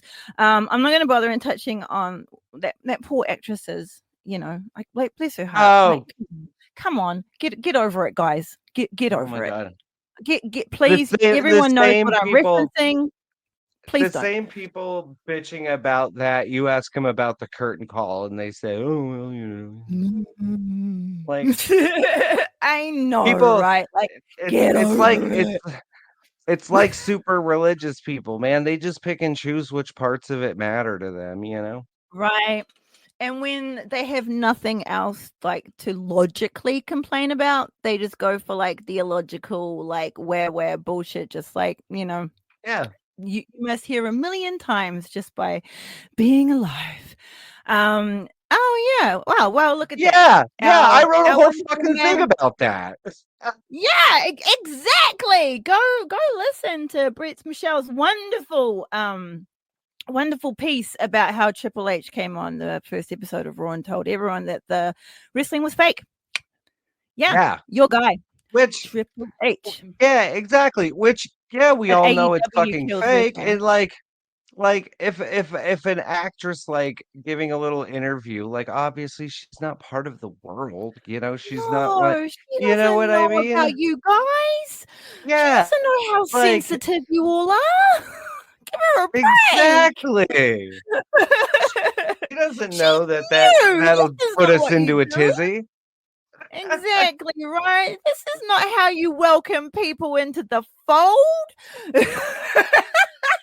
I didn't even take it that way in the arena. Like when she said it, like No, my no. mind went to she meant like you're gonna get there, like Yeah, that you're going to get to where you want to be before everyone else does, yes.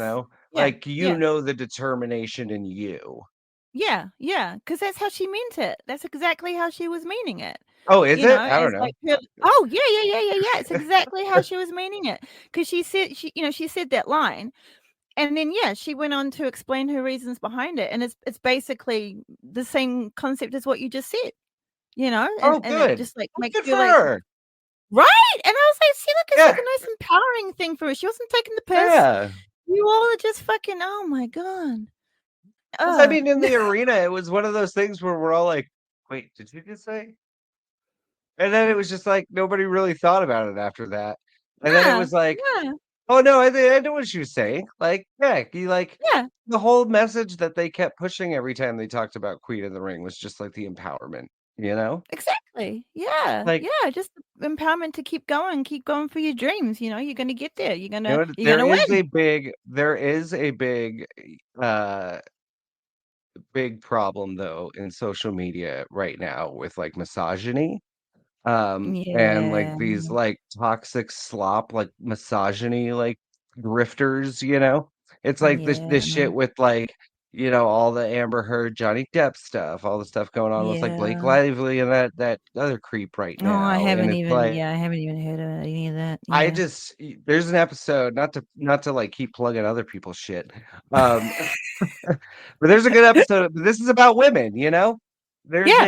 a really good uh podcast episode with Taylor Lorenz's podcast. I think it's called Power User. Okay. But it's all about that. It's her Is it? latest episode, and it's just all about that and how all like this is actually like a like like this is something that's actually being like pushed. Like there's Gotcha. like They're trying to a craft whole it. like methodology behind this. Yeah. And Mm, I mm. think like some of that is permeating into wrestling right now Unfortunately, in the yeah. online spaces. Yeah. Yeah. Oh, well, that sounds brilliant. I'm all about that kind of looking at things like that because I do believe that is how these things work in the real world. So, yeah, I Yeah. recommend anyone else who's interested in this kind of stuff go check that out because Yeah. And I the know more a lot of us are on like wrestling and stuff. So it's like mm, that's something important to keep in mind when you interact with like bad faith stuff on our end, when mhm. it comes to women talent and stuff like that. Like Oh always yeah, keep that lens of, is this really something that should be a thing, or is this just misogyny? exactly. Because I do understand some people um can be products of their environment, but I also Uh-huh. understand because of my own experiences, you can be the absolute opposite of the environments that are enforced upon you, and you do have to take responsibility for your own way of thinking and acknowledgement at some point. If you Yeah. can't, well, then you're still in that space. But if you Hmm. can and you're not doing something about it, then you should start feeling some guilt because now you're aware of it and you're enabling yourself to Exactly. Yeah. say the kind of just cookie cutter misogynistic shit like why because you think it's funny. It's not funny. It's Yeah. really not funny. Like, It's it's ugh. it's the edge lords of the world, you know what I mean? It really is, and it's so dumb, and it's so idiotic, and 4 women just put on the most amazing fucking 2 matches of women's wrestling in the entire of history of women's wrestling, and Tony versus Mariah is, like, I shit you not, like we just said, the best fucking storyline in all of wrestling, and their work in the ring has been the best out of everyone in fucking Well, all of you know wrestling. what I love about it too is not only have they been paying homage to like great classic films, they've also Mhm. been paying homage to great classic wrestling. You know, Yes, it's all exactly. like the story, like it's a classic Hollywood story grounded in all of these odes to great classic wrestling, you know? Yeah. There's so much thought behind. I mean, I'm not behind the scenes, but to me, it feels like they must have put so much time and thought into this. And You can as a see it, fan, eh? it that just makes me like love it, you know, because Mhm. I consider I'm myself with an you. artist, and I'm one of those Yes, people. Like me if I'm too. doing something, it's really all I'm thinking about. It's all I want to do. You know, Yes. I'm Yeah. driven to keep doing until I get this thing to be as perfect as I can. Yeah. And I'm a student of, you know, like the Tarantino era of making art where it's like it's totally okay to just steal all the shit you like and make it your own thing. You know what I Yeah. mean? Like, so I love when artists are shameless about using the shit that inspired them in their work. You know, like there's a band Yeah. I love called the Gaslight Anthem, and you know, so much of their lyrics just are references to old songs that he grew up on, or he'll just take like whole lines from like a song and work it into their song, you know. And when he does it Yeah. live, like between to transition from songs, he'll play like a classic song in between, and like I love that shit. And Yeah. I think that's another like one thing I love about pro wrestling is like the longer you watch and the more you consume of like past wrestling, like not just the stuff we're watching now in our era, you Yeah. know, if you are, which is if you're just someone who watches that, you know, out there, that's totally fine. There's no wrong way to watch Absolutely. wrestling unless you're watching to be No, mad. no, not at all. Um, but if you're someone like, you know, like a bunch of us are, where Yeah. we just have this compulsion to like always be consuming wrestling content, Yeah. and Yeah. yeah, you go back and you watch stuff from the 90s, the 80s, the from the territory Yeah. days, like old Japanese wrestling matches, like Mhm. classic luchador films and stuff.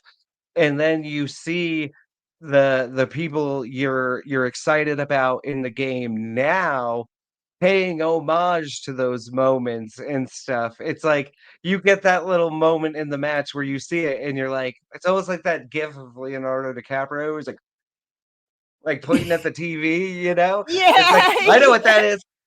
Came Yeah. from I got it. I it's got that one. yeah, yeah, Yeah. yeah. It's the same feeling I have when I watch, you know, Kill Bill and I see, you know, Uma Thurman and Lucy Liu, you know, go out into that winter wonderland to have a sword fight, and I'm like, Yeah. Snowblood, you know? Yeah. Like it's I know this. just it's I love it because I do think like so much of being a pro wrestling fan now is just Mm. the nerdosity of it, you know? Oh, It's it's it's absolutely. an art form like that is perfect for people who just love that shit, you know? Fuck Like yeah. Fuck yeah. there's always something new to find, there's always something different, there's always a different style, there's always a different presentation.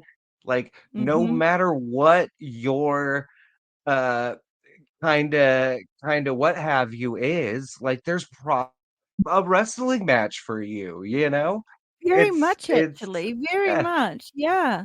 There and it's is an art wrestling for form that can everyone. be sorry, it's an art No, no, form you're that can fine. be whatever the fuck it wants to be, and I love it. It's Me too. magic. Me too. It's magic. It is magic. It's theater. It is everything. It really is the best. And I am so fucking glad that Sicko's Club has everyone to Yeah, enjoy wrestling in a like let's be a elitist in this one way. We are AEW fans, but yeah, we enjoy wrestling the fun way, the proper way, yeah. And but not in the my whole delusional thing is way. like if I've pissed you off on the internet, please know that like I'm in kayfabe half the time. So yeah. Oh yeah, me too. I would also like to put that disclaimer out there. If I I'm online, I'm probably in kayfabe. exactly. We might not actually be, real life wrestlers, but we live our lives in kayfabe on Neither social was media. Bob Dylan, and he made up half of his shit too. Exactly. Yeah. Disclaimer on both of ours, please, for all past and future. Yeah, it's all a joke, yo. It is. We're It is. It's all a joke. None of it fucking matters. It doesn't matter. it It's just does. pro wrestling. It's just pro wrestling. We just love it that much, We just really But I do. need people to understand this about me. Okay? And maybe why I come off like I do Yeah. is my favorite types of wrestlers are the Jack Perrys of the wrestling world. Okay? Yeah. I love Yeah. a little shithead. Yeah. I love a little pot stirrer, you know? Oh yeah. Oh yeah. Me too. He's great, isn't he? Oh, I I miss just I him. Where has really he love. been? Get it? Did he? He He counts on a disappeared when girl's show. He's baby girl. he is baby girl, He is little baby baby girl girl. Jack Perry. He's our He hairy didn't little he? baby girl. I bet his hair Did he smells like vanilla. Do you think? Do you think? Do you think it's Maybe vanilla? I don't know. I'm just What getting would like a you nice think? for some Maybe reason. like a maybe For some reason. like a African musk. Yeah. Mm. I was thinking more of like the outdoorsy, kind of like Oh, like a fresh pine, air. like a pine, yeah, Yeah. like a That's kind of cedar what and I was kind of. birchwood, Yeah. Like he's been out tobacco in and the. vanilla. Exactly, but no, I loved everything he did with his Oh, character after the whole shenanigans. I it's thought he perfect. did really It's well. perfect. It's Yeah, I perfect. thought he did really, Can really I well. say But yeah, okay? he Can I didn't say one thing about Revolution? say as When many they things as took you the want. ref out, in the main event, it took a little long for the shenanigans to start. 'Cause I Yeah, had time to yell, "Where's the fucking shenanigans?" 5 times before Christian came out. 5 times, 5 times before shenanigans was even engaged in. Goodness The minute gracious. that ref goes out, I need Christian's music to hit. Absolutely. He's down. You're like, holy fuck! I need to not even register what's going on. Boom! Hit Yes. me with the.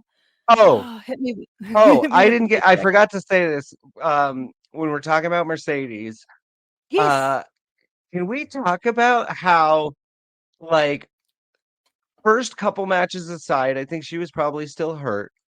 She hasn't Yeah. really put on a bad match, like, Oh, since hell she's no. kinda gotten her groove back.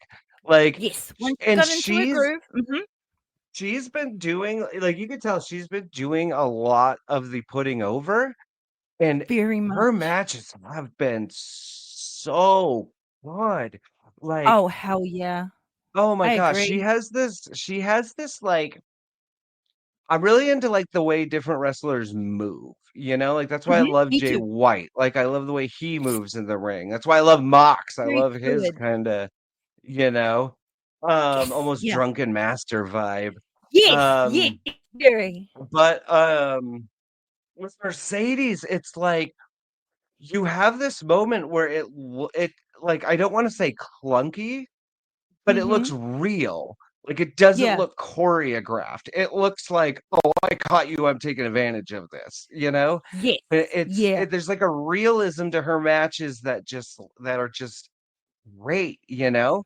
Oh, Like, very I don't much. see it in a lot of other people, you know? It's like with Mm-mm. Will, you know, like, and this isn't negative at all, but, like, you watch a Will match and everything looks No. so smooth, so fluid, so perfect, and with Yeah. Mercedes, like, it looks like a real struggle, and it just Yes. it helps to suspend that disbelief for me that a lot of Absolutely. wrestlers don't do, and that's just No. another thing that I think adds to, like, kind of the overlooked greatness of Mercedes Moné, you know? Oh, I agree. Oh, I absolutely agree. Definitely. Watch how her body moves. Like just Mhm. that, just watch the one thing, like how every little part moves, and then watch the expression she is putting on her face. They always match. Her moves Yep. to her, it's always the same thing. Everything's reacting at the same time. Mhm. And she just draws you in, and her crumple physics are like Oh. top Woo! tier. Ah, That woman can take a bump and then get up and you know fucking who nail you in else the has face. great rumble physics? Who's that? Kairi Sane over on the other side. Her She ins her does. the way Yes, she she does her insane does. elbow looks Oh like my a goodness. comic book character. Like, the Oh, fuck legs yeah. flying up, I just love it. It's such a cool visual. It's I'm so so glad perfect. she came back to wrestling, because Yes, Kairi Sane yes, is yes, a yes. magnificent wrestler. She's Yes. really, really good. I'm Better so than glad what she's you're back. getting to see most of the time right now. Oh, that's disappointing. Oh, I'm Well, I sorry mean, to that's kinda hear how it that. goes over there sometimes, you know? Yeah, I try not to get into that side of it because, I have opinions and they can come off as like, Yeah. people can't handle opinions, and They I don't watch it, can't, even when they're so grounded in morality. yeah, even when, I'm a woman who runs by logic, and if it doesn't make logical sense to me, I'm like, get really mad about it. So getting I'm autistic, same. yeah, right. So it My frustrates the fuck whole out of me. existence is, "Why are we doing this when if we just do this, it'll be better?" I Like, know, right? And how that's many times living did in you get into trouble for 2025. that? I was I was Oh, literally in high school, I was MJF being dragged out screaming, "Let me prove my point! Let me prove me my too, point!" me too. I can't That's remember. actually I still saw me. That is still me to this day. Me too. I remember this one time when I fully realized that, like, oh, you can just walk out of class. Oh, sweet. And I was like, right, Wait, in high protesting my school? way out there. Hey, In high no, school? no, in primary school. Like You just leave? I was just I just walked out of the class. Yeah. And then I was just like, I'm just grabbing my bag and I'm fucking getting out of here. Yeah, Kiwi. Oh, they were like Kiwi life. we had like campus security that would like make sure you didn't leave, Oh even though my wow. friends knew how to sneak out. So Oh we wow. spent a lot of high school smoking pot in my friend's garage playing in hardcore bands. Nice. I love that. So my high school was all pretty much open, right? We have no security guards whatsoever. And right next to it is the like a polytech. It's like I'm not quite too sure how I mean, you get qualifications and shit from there, but it's not like a university kind of thing.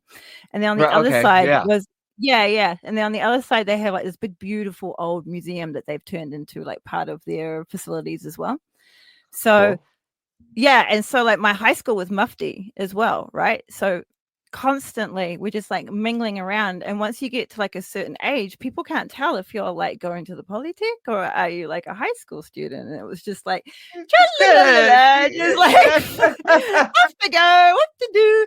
The funniest thing was, though, every time you could always tell what students smoked cigarettes because when it was, like, raining, everyone who came in after, like, lunchtime was all, like they were the ones that were soaked. Yep.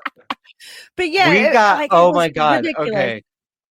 Okay, so my friends and I were kind of known as like not like the bad kids, like we weren't bad people, but we were the bad kids in the sense that we were the kind of slacker fuck ups or whatever, you know? Yeah, Um, and like there were like the security guards, like there was a few of them that were pretty cool with us, and they knew that like we were all gonna probably go on to do jobs that like whatever, you know. So they just let us have our yeah, fun and like not really they nice. weren't strict when we would like jump off campus or whatever. But when we would get busted by the strict ones, Mm. there was this bitch. She would literally smell our fingers to bust us for No, smoking. Yeah. She would no, like that's smell our fingers foul. and then take us to the principal because she could smell cigarettes on or Oh, weed on her that's so fingers. foul. Bitch. Yeah. Bitch. She was really Yeah. getting in there, eh? Ah. Yeah. She loved her job. Woo! See, too much. Too much. Too much. A Too much. cab includes campus security. All campus security are assholes. Ooh. Down with them. We call My them friend. narcs. Oh, yeah, fair enough. Because yeah, they don't like they have kind of like authority, don't they? Or like, do they have like No, detaining they wore authority? windbreakers and carried walkie-talkie. So what? They just literally can just like walk around and be like, "Oh, you're doing something bad," and then like tell someone with authority. Basically. Oh, lame. Who wants that job? They were like people who they were like early 20s probably, you know, and like that was Mm, just you know, they just mm, roamed around campus and busted people. mm. Basically mall cops. Yeah, they were the Paul Blarts of academia. Like more cuts. More cops don't have the okay. Sorry, we don't have any of that Mall, kind of shit. So I'm finding it oh. like we have either like security who can like kind of like tell you to Well, fuck off from places and that kind of that's what a shit. mall Or cop cops. is. Oh, okay. So That's they what a are just mall. like the fuck They're off. not actual cops. Yeah, they're just mall security. What they have mace? Yeah. Jesus. Fucking hell. We're not allowed This is mace. America, As a baby. citizen. You get an I do wish we could. AR-15. You get an AR-15 just for being popped out. Whew, damn. The amount of times that I would have gotten shot like over in America is redonkulous. I am so glad You I've know gotten what away though? with all my shenanigans. When I was a kid, it wasn't like this. You know, when I was, and Yeah. I mean, like when I was a kid, you didn't have the school shootings like you do now. Like there was a shooting at my high school, Yeah. a year or two before I actually went there, and that was the Oh. biggest one since like Columbine, which was the big one here. Yeah. Um, Yeah. but that was it. You didn't hear about these happening like all the time. And over the last like couple decades, it's just been Yeah. insane. Like it's Yeah. like never before in this country. It was not like this when I was a kid at all. Like it's Well, so crazy. I remember, like, internationally, like down here and shit, we're all kind of like making the joke of like, oh, America's not going to do anything about this until they're having like school shootings every week. And it's like, guys. Oh, y'all were right. Eek. Shit. Like we were joking, yo. I think a big problem here is like people just like we're so spread out, you know, that You like are huge. depending on where you are in the country, Mm, it's almost like being in a completely different cultural space. I'm not Like surprised. with all of the bullshit we have going on here right now with like trans rights and everything, Yeah. like I live in Southern California, so I Mm, feel pretty fucking safe, you know? yeah. Like I mean the town I live in is known for being pretty conservative, but like even here I don't feel that like in Oh, that's danger or good. anything. But Oh, that's good. I can travel just one state over to Mm, Arizona where Shane lives, and it's yeah. almost like I'm on my own. and then you have a Oh. state like it was either Iowa or Idaho that just became Uh-huh. the first state to drop um civil rights protections for trans people. Like so if No. here in California there are like multiple laws that protect people like me, multiple Sure. ways that medical has to like help and stuff like that. Like you Yeah, can't yeah. ban anything and like they're being good. They're doing thing. Mm, But mm. then I go to, like Iowa and I have Yeah. zero rights as a human. Like, it's batshit That's crazy, but that's terrifying. how our It country really is it is. Mm. depending where you're at, like, it's a whole different kinda vibe. Yeah, it's almost like if like the entire of Europe just were like, we're not going to be our individual countries anymore. We're just going to be known as Europe. It's like, oh, that's not going to Yeah. fucking work. It's Yeah, almost like the yeah, same, but it's like America's tried to make it work, but it's like, phew, you're all and getting like a now little you're bit more. having the big fight we're having now is over, like, what the power since we have set it up to kinda be like the individual states have their own kind of Mm, power.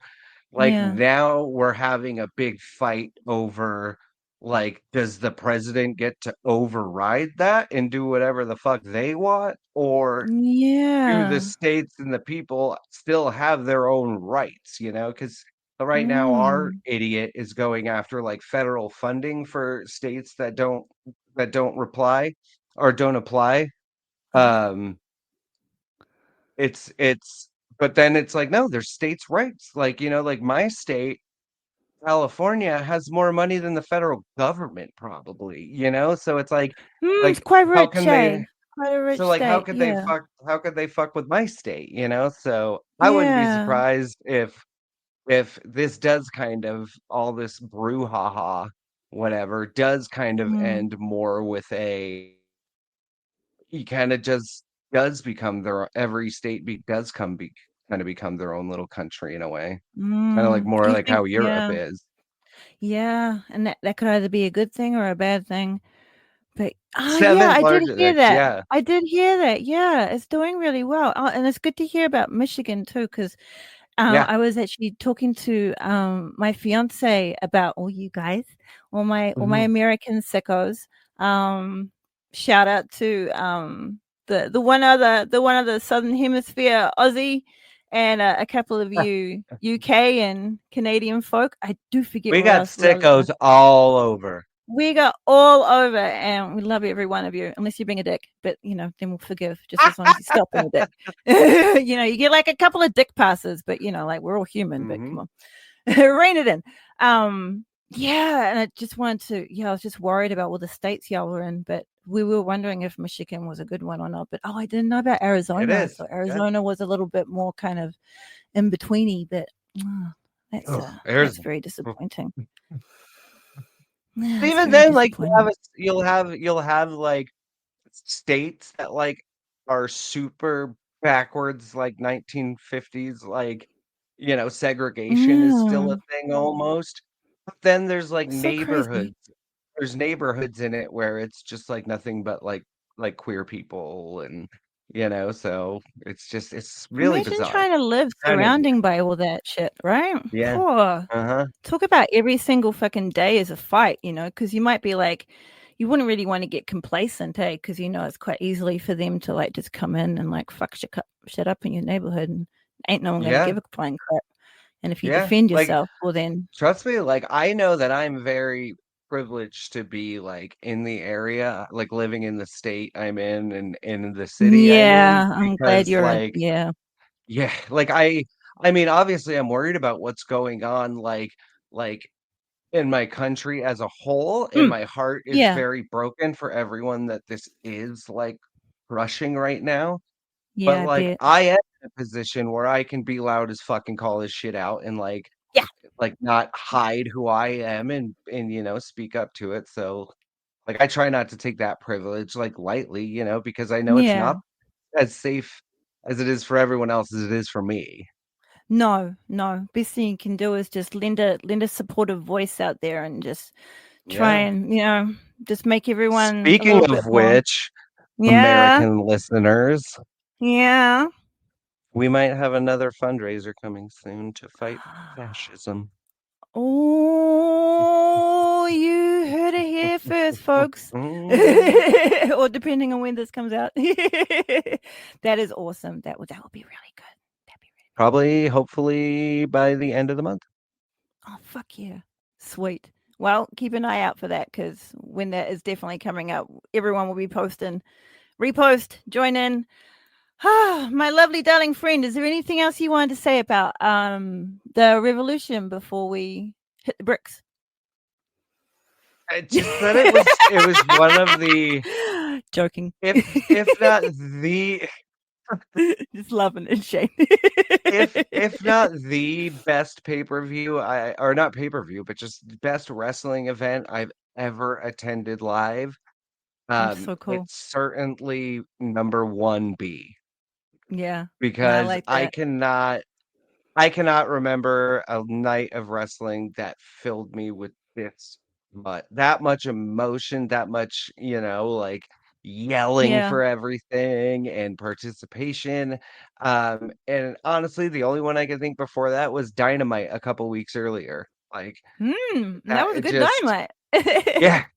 Let me tell you, two AEWs live in less than a month has been, and I think the reason I'm so loud and vocal about AEW and kind of, being an unpaid little shill for them Yeah. is I believe in what they're doing. I think what they're doing is the best thing for wrestling right now. And I I think agree. I think it's part of the reason that pushed us into this era of just wrestling magic that's happening no matter what company you watch or which ones Mm-hmm. you don't really care for or whatever. Like I said, there's something out there for you, and it's Absolutely. just so much fun. Absolutely. I'm It having a really is. blast. Me too. Do yourself a Hmm. favor. There's a whole bunch of like MLM, no MLW, Yep. are on YouTube like free, so you can watch a whole bunch of their stuff. Mhm. Them put out a whole bunch of stuff free as well. New Japan are not too great with that, but they do put like No, kind of you gotta stuff up. pay for New Japan. Like Japanese TV companies and stuff have their own little like shimmy jams going on. We don't get Yeah. involved in that. But I mean, But you you got even Ring of Honor doing great you've stuff got Ring of Honor doing that's in a great more stuff. traditional, like British style almost, more traditional Very much, submission wrestling and very much. Yep, like they do the whatever you 20 count and want. everything. So much. There's like a If you whole want bunch to of if lucha you want to stuff. see someone get stabbed in the head with a light tube, you can watch some fucking CZW or whatever, like Yeah, I think it's yeah, exactly. GCW, It really, GCW. yeah, GCW, Yeah, Good yeah. Cunt Wrestling. That was my nickname in high school. What, Good Cunt Wrestling? Yeah, drop the W. Oh, I like that. That makes a lot of sense. You definitely are a good It cunt. wasn't. That was not That's my for nickname sure. in high school. It wasn't. Well, it's now. It is now in this law. It was just Brett. Oh, well, in It's Brett don't call me Michelle, Diva law. motherfuckers. You.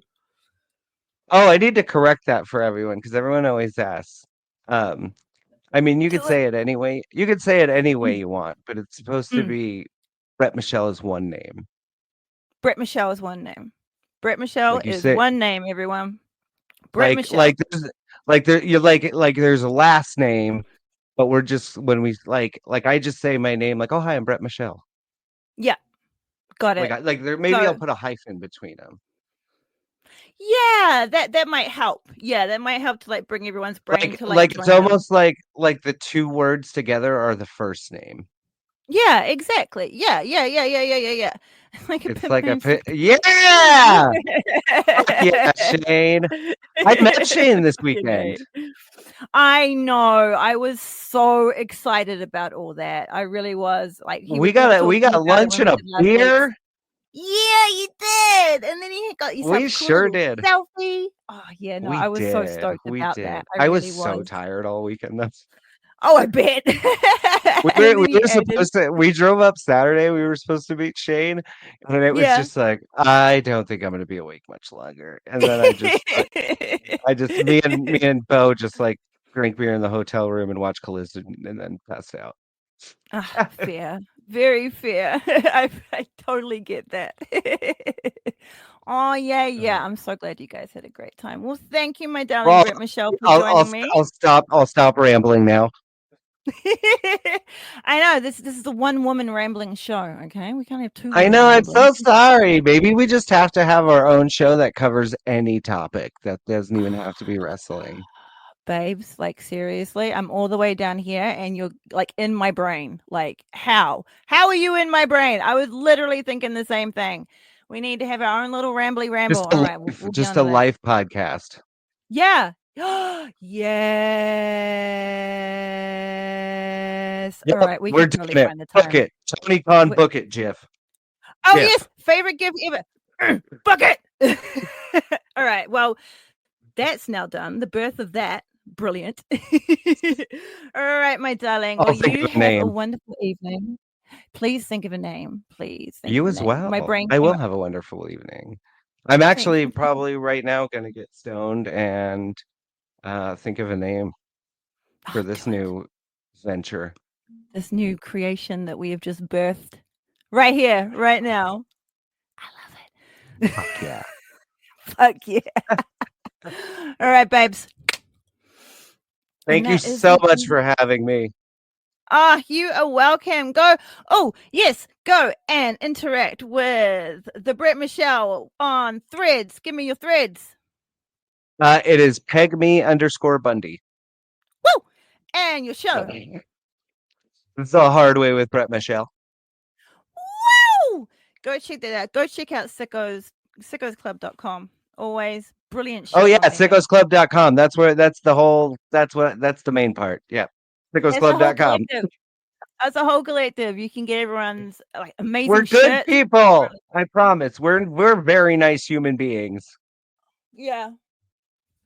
Exactly. Instead of we hurt people, we love people. We love people. We love people. We just talk a lot of shit, but we don't mean it. We really do. We really do. We don't mean it that much. We're just having fun. It's fun. This is an art form that is art promo talking shit about people. Come on. Right. Come on. Exactly. I mean, it's half the reason why I have this show is so we can just talk about it in a fun way, not in a serious way, but we get serious when we need to. But woo! All right. Thank you. Okay, bye. Thank you. Ah! Okay, thank you ever so much, my wonderful supporters and listeners and fellow sickos out there. It's brilliant having you along, and I love hearing everyone's thoughts about everything and your own experiences. Wasn't it an amazing pay-per-view? I just want to thank again Brett Michelle for coming on.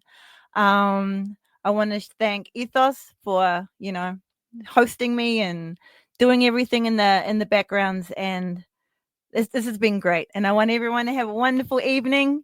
I am Bex Bastet. You can reach me on Threads at Bex_Bastet.